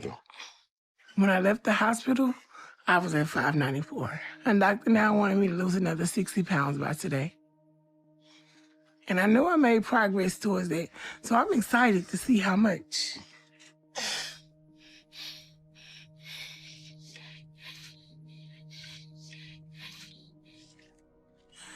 With a 5-pound weight gain since she left the hospital, Latona has failed yet again to make any progress of her own. Honestly, I'm not surprised at all, seeing that she's still in the wheelchair and her size looks exactly the same as it did at the start of the episode, 8 months ago. The worst part about this is that if Latona put 100% effort into the program, she could have been down like 300 pounds by now and have had the surgery to change her life. She hasn't been focused at all since she started the journey, and I can't see her wanting to make any change anytime in the future either. That just doesn't make any sense. That can't be right. The scale just can't be showing my weight right. And now this is gonna be a big mess because Dr. Now is not gonna like it. And I just can't take him chewing me out again. While Dr. Now confronts Latona about the weight gain, the excuses start to show again, and Dr. Now isn't having any of it. I'm not gonna say that. I think that it may be the lymphedema. I don't know now. But I really have cut down on the sweetening, the drinks, like a lot of stuff that I used to do. I cut down on it, but with the exercising and stuff, I haven't been able to do none of that from the pain and stuff? It's not lymphedema. It is your eating habit, and you have not been able to change that, and you're expecting something magically change that. That's not going to happen. I'm not expecting magic, because if I was expecting magic, I wouldn't be here with you, right? No. Look, you can tell yourself you're not looking for a magic solution, but you keep saying that you're going to do something, but you never do it. Can we agree that your weight has to do with what you eat? Yeah. Okay. And if you eat less, you're going to lose weight. At this point, Dr. Now has given Latona too many chances. He's given her the weight loss plan with meals and exercises to do, gave her a personal trainer and a therapist, and still, none of it's worked for Latona. There's simply nothing else he can do for her now, as she hasn't made a single ounce of progress since the start of her episode. Latona tries to convince Dr. Now that she will change from this moment moving on, but when she has already said this every other time before, how is he supposed to believe that? Honestly, if I was in Dr. Now's shoes, it would be very hard for me not to kick them off earlier. The amount of resources that she's took up to just gain weight is ridiculous. Repeatedly, we have been with you explaining the diet, what to eat, what not to eat, how many times to eat, how many calories, but you don't do any of it. You don't follow any of the direction I gave you. So at this point, there is nothing more I can do for you. And I'm not going to set up another appointment for you. If you want to wake up and change your eating habit and lose at least 60 pounds to show me that, then let me know. And we'll set an appointment to get your weight check in Shreveport to see. Because there is no point in you coming down here anymore and going through the motions when it is clear that you're not going to change at all. But unless that happens, then we are done. Okay? Okay. Have a nice trip back home. Okay, thank you. The thing with Latona is that this journey for her didn't just start 8 months ago. It started 6 years ago, when she originally came to see Dr. Now and didn't want to start the program. There's no difference between her attitude then and now, despite being nearly 200 pounds heavier. She's been given every tool possible to help her change, and none of it's worked. If Latona ever wants to be considered for the weight loss program again, she will need to come into the doctor's office weighing less than 570 pounds and be serious about losing weight for good. But if she ever does come back, it will be Dr. Now's 3rd time treating her, so it's very unlikely that he'll be confident that she's serious about losing weight for good, given that she's disappointed him so many times now. A commenter on Reddit said that after her show aired, that she would be dead within 5 years because her childhood issues are killing her. Unfortunately, this turned out to be true. Latona never continued to lose any weight after she passed away, and just 3 years after the start of her episode, she died of congestive heart failure. Her passing was also very recent too, occurring in May of 2025. Latona's brother noticed that she was having difficulty breathing and was extremely uncomfortable, calling an ambulance later that day after she went into cardiac arrest. Her death just 3 years after she failed to lose any weight in Dr. Now's weight loss program shows just how dangerous being over 600 pounds is, and the impact it had on her health. Hopefully Latonia's death will serve to show other stars of the show the life-threatening nature of morbid obesity and encourage others to turn their life around before it's too late. After becoming so fat she can no longer fit on Dr. Now's scales due to being fed by her enabler husband and making every excuse under the sun as to why she can't lose weight, Shannon Lowry is one of the most unsuccessful stars to ever feature on the show. With excuse after excuse, Shannon fails at every hurdle to lose even the smallest amount of weight, and starting out at over 600 pounds and 39 years old, her husband Simon is her primary caregiver and is responsible for pretty much everything, including making her massive meals. I hate my life because I'm not even living anymore. I'm too big to do anything, so my whole world is just my bed right now. I can still get up, but just barely, because of how bad it hurts to move all my weight around now. So I stay in this bed all day and it's miserable. The only activity I get is when I have to get up for my husband, Simon, to clean me, to go to the bathroom, or to eat. How do you sleep? Not very good.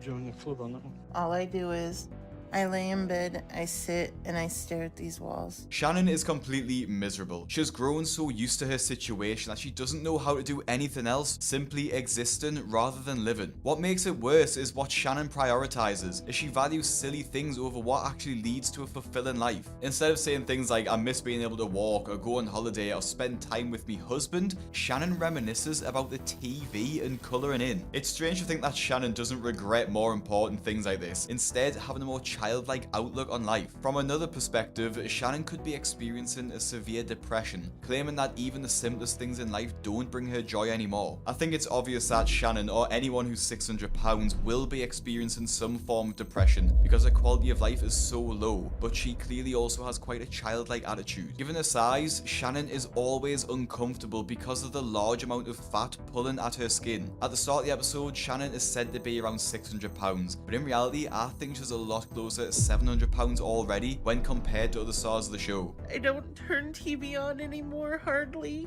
I don't color anymore. I don't do anything that I used to do because it doesn't bring me joy anymore. It's probably been a long time since she was last weighed, and since that point, I think it's obvious that she would have gained a massive amount of weight. All I do is lay here in pain. There's no ever getting comfortable because the pain never goes away. You know, whether it's my ankles or my knees or my hips, something always constantly hurts. I can't do anything for very long, really. Even just getting cleaned takes everything out of me. So Simon always has to be here with me. And I'm completely reliant on him. And Shannon isn't just relying on Simon to wash her, but also to cook for her too. Unfortunately, as you'd expect, Simon is a complete enabler, cooking Shannon whatever she wants with no concern for her portion sizes. All Shannon can do is lie in her bed and wait for Simon to come help her, as she's completely immobile. She has a hospital bed that she stays in all day, and a commode at the foot of the bed that she uses, with Simon's help. She does have a motorized wheelchair, but she doesn't use it much as she hardly ever leaves the house. The sheer amount of excess weight that Shannon has is really put into perspective when we get a bird's eye view of her body. It's scary to think that inside of there is a small skeleton being crushed underneath that massive weight. And not to be too harsh, but this really reminds me of that Cassandra from Doctor Who, as her skin is literally being stretched that much. Shannon claims to have lost control of her weight completely, as she always eats whatever she wants with no limits. She doesn't have much contact from the outside world either, so she'll just turn to food as a way to fill the void of her loneliness. This isn't a new situation for Shannon either,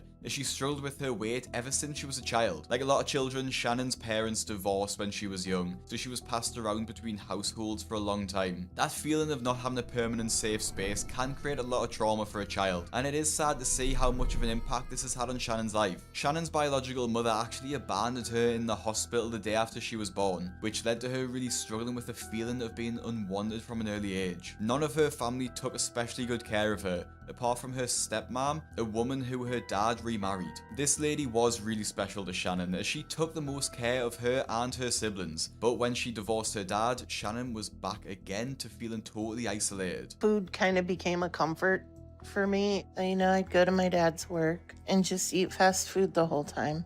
And by the time I was 7, I was over 100 pounds. And the weight gain just continued from there. Shannon's dad couldn't keep up with looking after her properly, so Shannon eventually moved in with her biological mother, the woman who abandoned her in the hospital, and things started to get pretty bad for her. On top of constantly wanting to eat to feel better, I started getting desperate for food. You know, food was really scarce, and it was really stressful when we ran out, because I was worried about how we were going to get more, but I was also blamed for it being gone. And it got so bad that my mom and stepdad put a big toe chain around the fridge and padlocked it. But they couldn't stop me.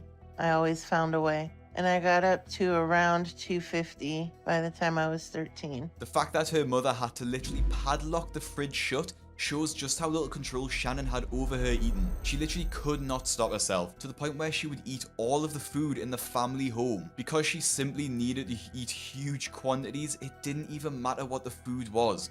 As long as it was edible, Shannon would eat it. By the time Shannon graduated high school, she was well over 450 pounds. It seems like Shannon was never really looked after either, and she was left to fend for herself most of the time. Instead of learning that food should be consumed healthily, learning to make healthy meals, she learned by herself that food equals comfort, and it was used as an emotional crutch instead of a tool to keep you alive and healthy. With no other option but to lose the weight, Shannon finally decided to reach out to Dr. Now for help. He makes an interesting point about Simon while trying to understand how Shannon got to her current size. Who else is in the household besides you?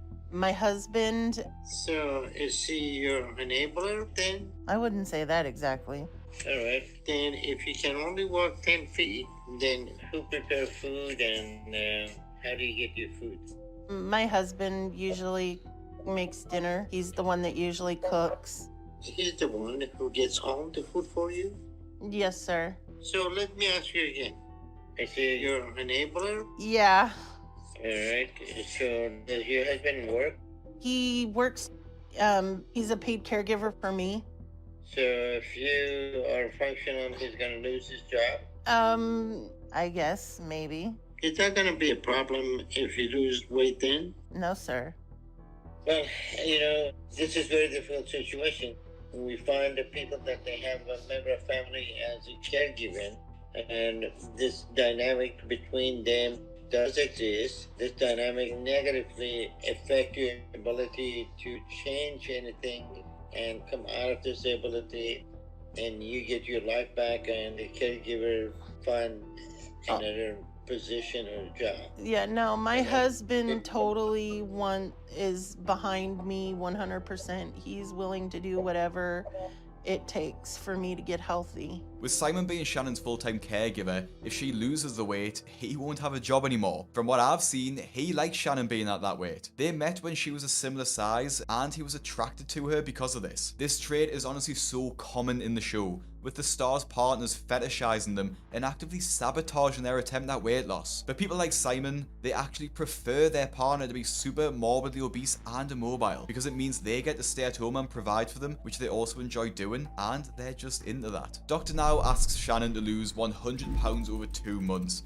which she should be able to do on a 1200 calorie diet that he gives her. People in my comment section always say that this is way too low of a diet to eat, and I do agree, but these people are literally on the brink of death, so there needs to be a drastic diet for them to change their ways fast. He also needs Shannon to start getting up and moving around, because eventually she'll need to move to Houston for her surgery, so she needs to be at a safer way to travel and be able to walk comfortably. A month later, Shannon should have lost 50 pounds, and it's time for her first appointment with Dr. Now in person. The trip will take 17 hours, so Shannon will have to sit in the car for a long period of time, and it'll probably take about 3 or 4 days to get to Houston with all the stops. But the journey doesn't start well, as Shannon can barely get out of the door. I have to get up and walk past the entry door because my motorized wheelchair can't fit through. But I know if I don't push myself, I won't get out. The next step is getting into the car. And it's been 10 years since I've been in a vehicle because the doors aren't wide enough. So getting in the back of one that's big enough to fit me is probably my only option. It's interesting how Shannon says that the car doors aren't big enough, when that's not reality. She's just too big for the car. Instead of admitting that she's the problem, she's blaming the world for being unaccommodating to her, when she's literally close to 700 pounds. But thankfully for Shannon, her dad rented a minivan for the trip instead of a car, so she only has to worry about fitting in the boot, or the trunk I think for the Americans. And go right down.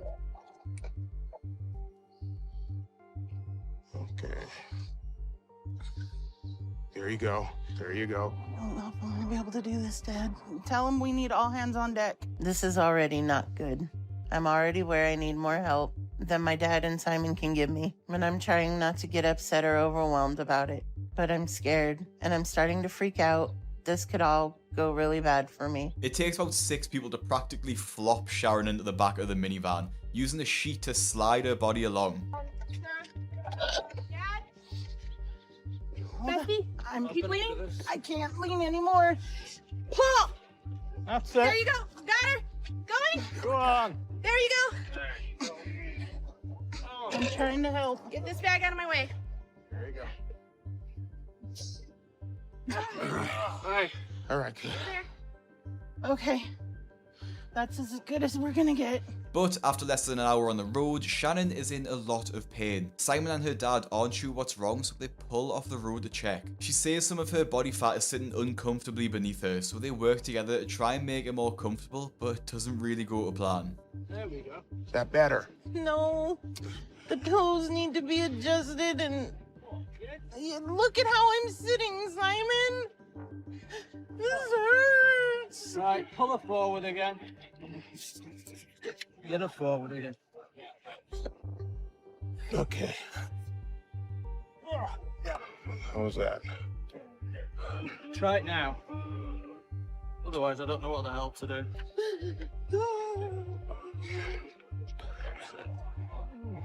How you had it, Simon?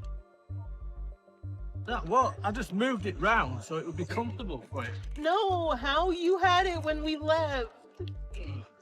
Just do it like that. Get her forward again. No! Simon, what? how you had it when we For God's left. sake. Damn it! How we had it when we left. Just put it back. You better start acting a little bit normal, Shannon. Stop it. I'm in so much pain, it's not even funny. Behind her other shoulder. No! Put it, Simon. The way you had it when we left was fine. Exactly the same way. I'm not sure how much more of this I can take. Shannon is acting so demanding and childish here, totally blaming everyone in the car when they're all trying to help her. She can't even make 1 hour, but she has 16 more to go. She makes it another 5 hours before she can't take it anymore, so they stay in a motel for the night. But her appointment with Dr. Now is the next day, so Shannon has to do the rest of the journey in one go to make sure that she doesn't miss it. Obviously, she complains for the rest of the journey, but she decides that she needs to stop immediately when she's just 30 minutes away from Dr. Now. Not sure what to do, her dad calls Dr. Now for some advice, where he's told to bring Shannon straight to see him at the hospital a day earlier than her appointment. Now the thing is, I have no doubt Shannon is in a lot of pain. It does have to be extremely painful and uncomfortable to weigh that much and feel the strain of it on your body pulling at every angle. And with her weight comes a lot of health complications too. And it is very serious traveling this way, as it actually could kill her if she's at a very high risk of a blood clot because of her poor circulation. Shannon finally arrives at the hospital and it takes 8 hospital staff to transport her, and she's sent for tests immediately to rule out any serious complications. 1, 2, 3, we're just gonna put 1, 2, 3. Good job, guys. We're currently admitting Shannon to the hospital to run some tests on her to make sure she hasn't developed any life-threatening issues that we need to address immediately. But it's clear that Shannon hasn't made any progress since I last talked to her. We got her weight, and she's almost at 740 pounds. So whatever Shannon's weight was a month ago is either the same or higher now. So that's adding even more strain to her system, to where she could have developed any number of life-threatening issues. Especially with how sedentary she is, developing a blood clot in her leg is a serious concern for her, because any significant movement for her could dislodge it to where it gets in the bloodstream and travels to the lungs, causing pulmonary embolism that could very quickly become fatal for her. So I'm very concerned about her right now, because her body is either very close to being at its limit or it's already there, in which case her condition is about to get a lot worse very fast. I think now I've watched so many episodes of My 600 Pound Life, I've become very good at knowing how much the stars actually weigh. And unfortunately, Shannon was far too big still to be 600 pounds. Even Shannon knew it too, even though she should have been losing weight, but didn't want to admit it at the start. So how you doing, Shannon? Could be better. Could be better? Just hurting a lot. Well, we give you something for pain, and we need to do some tests, make sure you don't have blood clot in your legs, and we're gonna go ahead and give you some blood thinner. But your weight is right now 739 pounds. So, last I talked to you, I gave you the diet and exercises with a goal to lose 100 pounds to come down here. You said you're going to change something, but you clearly haven't. So, what's going on with that? I don't know. Well, what's the issue with you? You keep overeating. Is it you that asking for the food, or your husband bringing you all the food? It's both. I majority of the time pester him until I get what I want from him. Mm-hmm. And he gives in and gives it to me. But how are we going to change that dynamic in the household? I have to change it. And I don't know how I'm going to do it, but I'm going to do it. I need to do it. Well, you said that 2 months ago. And at this point, you don't have time to play games because your body cannot tolerate that weight for too long. And anything happened to you, You're not gonna survive. That's what I'm scared of. Well, that should lead you to take this seriously, to lose weight now before that happens. I know. When her test results come back, Dr. Now chooses to keep Shannon in the hospital as she has a respiratory and cardiovascular issue as a direct result of her weight. He just doesn't feel comfortable with her traveling all the way back home in this condition, so he keeps her in the hospital where she'll be placed on a controlled diet, will hopefully lose some weight. And then Dr. Now explains that when Shannon and Simon do have to go home, Simon will need to stop enabling Shannon to eat more. And actually during this talk, Simon admits to bringing Shannon more food than she asks for. In most cases, the overweight star resorts to things like screaming, tantrums, and manipulation to get their enabler to bring them more food. But for Shannon and Simon, it seems like Simon knows what she will want before she even asks, bringing her whatever food she wants and more. I got a feeling that he is bringing more food than you asked for.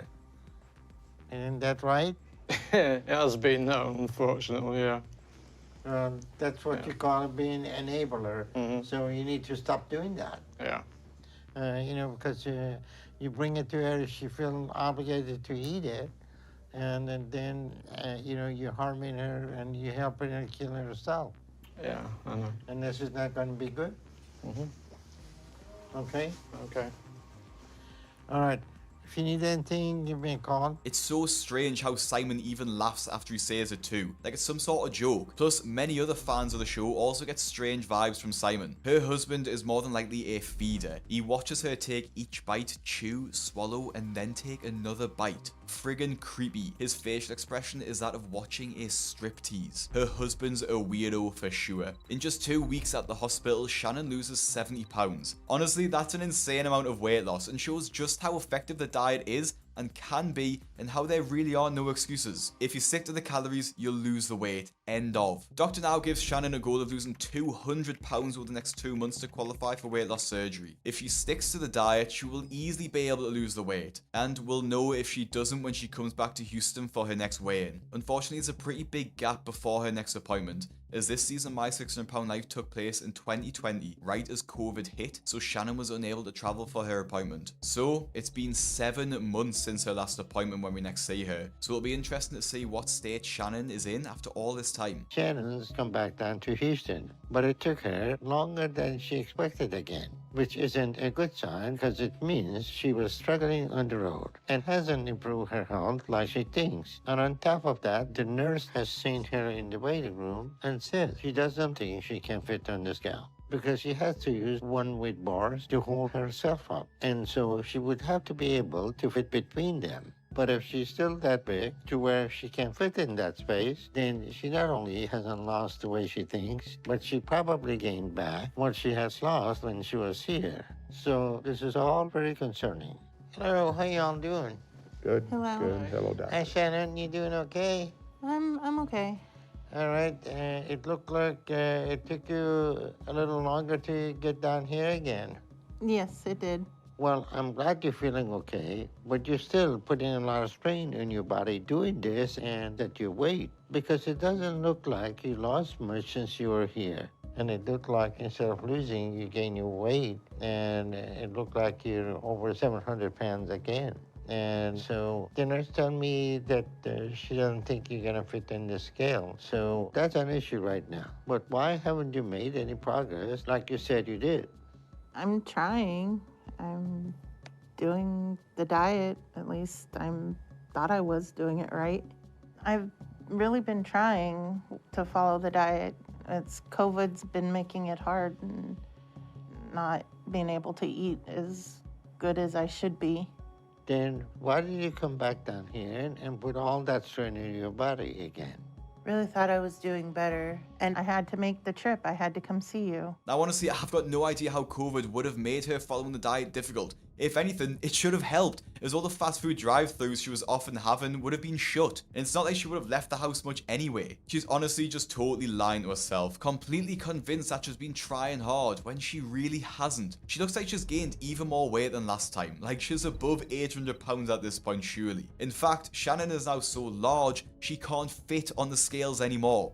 So Dr. Now doesn't even know what she weighs, but at this point it doesn't really matter. All that matters is that she loses it and fast. But Shannon is still in total denial about her situation. I'm just a little tired from traveling. But I don't want Dr. Now to see my struggling and think it's just because I haven't gotten better. Because I am doing better. I haven't given up all this time. I really need this. I need help. She thinks she's doing better in every possible way, but the reality is totally opposite. She weighs more than when she started the episode and her mobility is even worse now. If she pretends like everything's fine, it means that she doesn't have to try as hard to turn her life around. Because in Shannon's mind, she already has. It's just a total cop-out that so many stars use as an excuse to not make any progress at all. Like Jean Covey, who we covered in another video, she was convinced that she weighed 200 pounds more than she did, therefore losing 200 pounds without even trying. This was a total lie, but it was real to Jean. But with years of experience, Dr. Now can see straight through the lies, so he isn't falling for any of it. All right, Shannon, we're gonna run some tests on you before you go. But if you want to do this program, you have to stay on track no matter what's going on, because you're gonna run out of time if you stay like this. I know, but it's been really stressful with everything going on with COVID, and I thought I was doing better.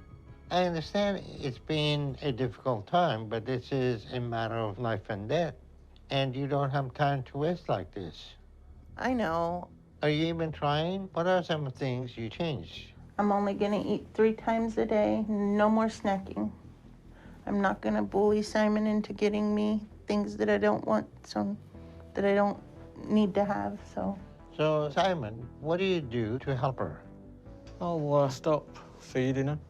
Well, at least snacking anyway. I think I'll do anything that needs to be done for her. It has to be done this time. Well, clearly, you're still enabling her, and you're helping to kill her at this point.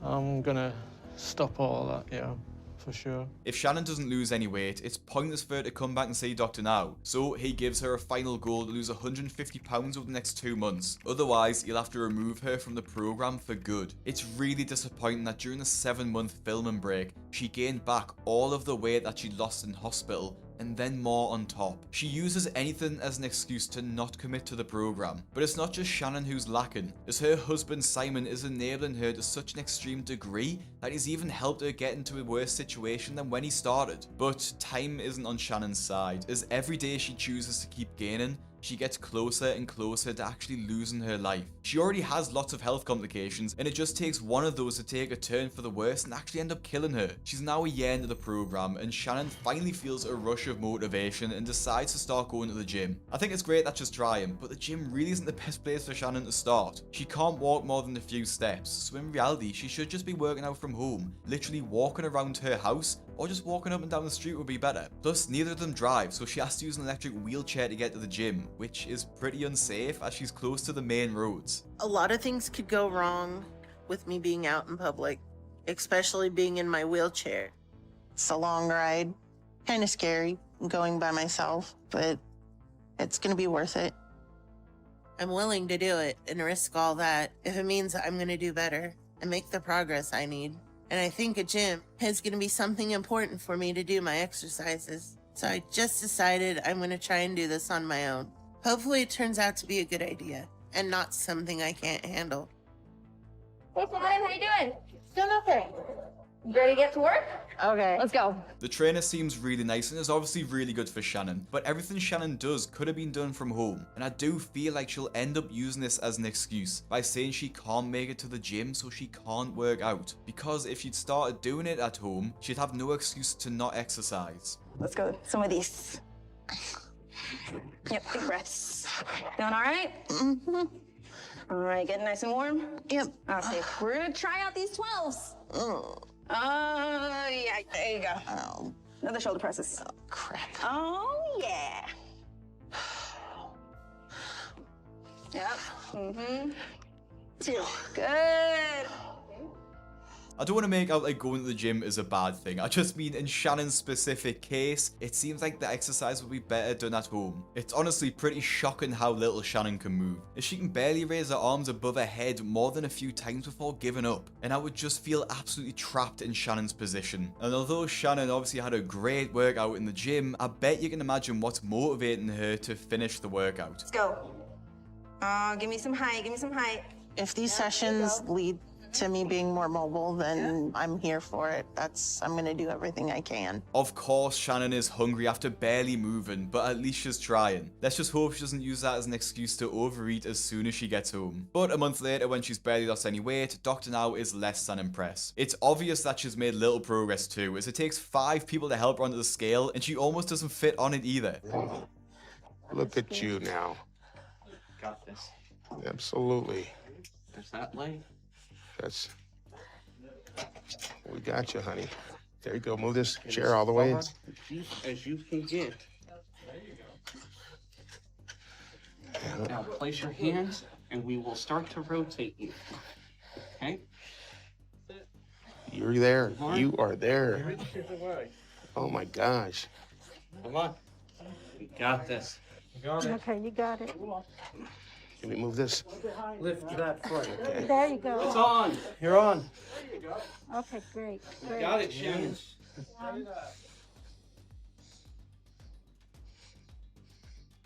698. Okay. Okay. Let's get this. All Foot's right. down. First one. Walker's right here. Just get. I have your pants to help. Okay, it's right there. You're there. I got you. All right. Look at you. You did rocked it. You rocked it. that.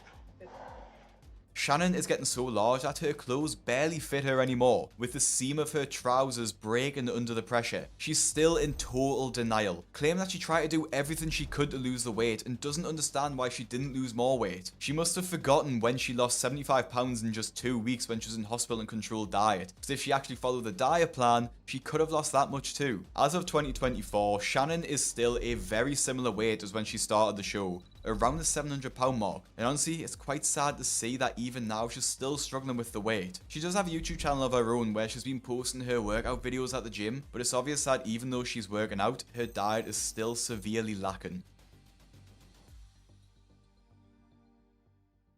One thing I thought was interesting is the caption of one of her videos where she says, "My new doctor tested my blood and I'm healthy aside for the weight." She's still clearly looking for excuses as to why she doesn't have to lose the weight, claiming that she's still healthy. We know she's not healthy. She says she's 700 pounds, and fans of the show worry a lot about her too, as every few weeks we learn that someone on the show has died directly because of the weight. Just watch your episode on the Dr. Now documentary with you during COVID-19. Was so disappointed at the end when you didn't receive gastric bypass surgery. Decided to look you up, so glad to see you're still with us. Shannon hasn't posted anything in 2025 or 2026, so I'm not sure what she's been up to recently, but it's still likely that she's still 700 pounds or even heavier. I do think her and Simon are also still together, as she posted a selfie of them together in March 2024. And the road to recovery is a long one, and it's clear that Shannon is still at the start. And honestly, we can only hope that she soon finds it in her to continue with the weight loss program, because it would be absolutely heartbreaking to hear of another 600 pound lifestyle passing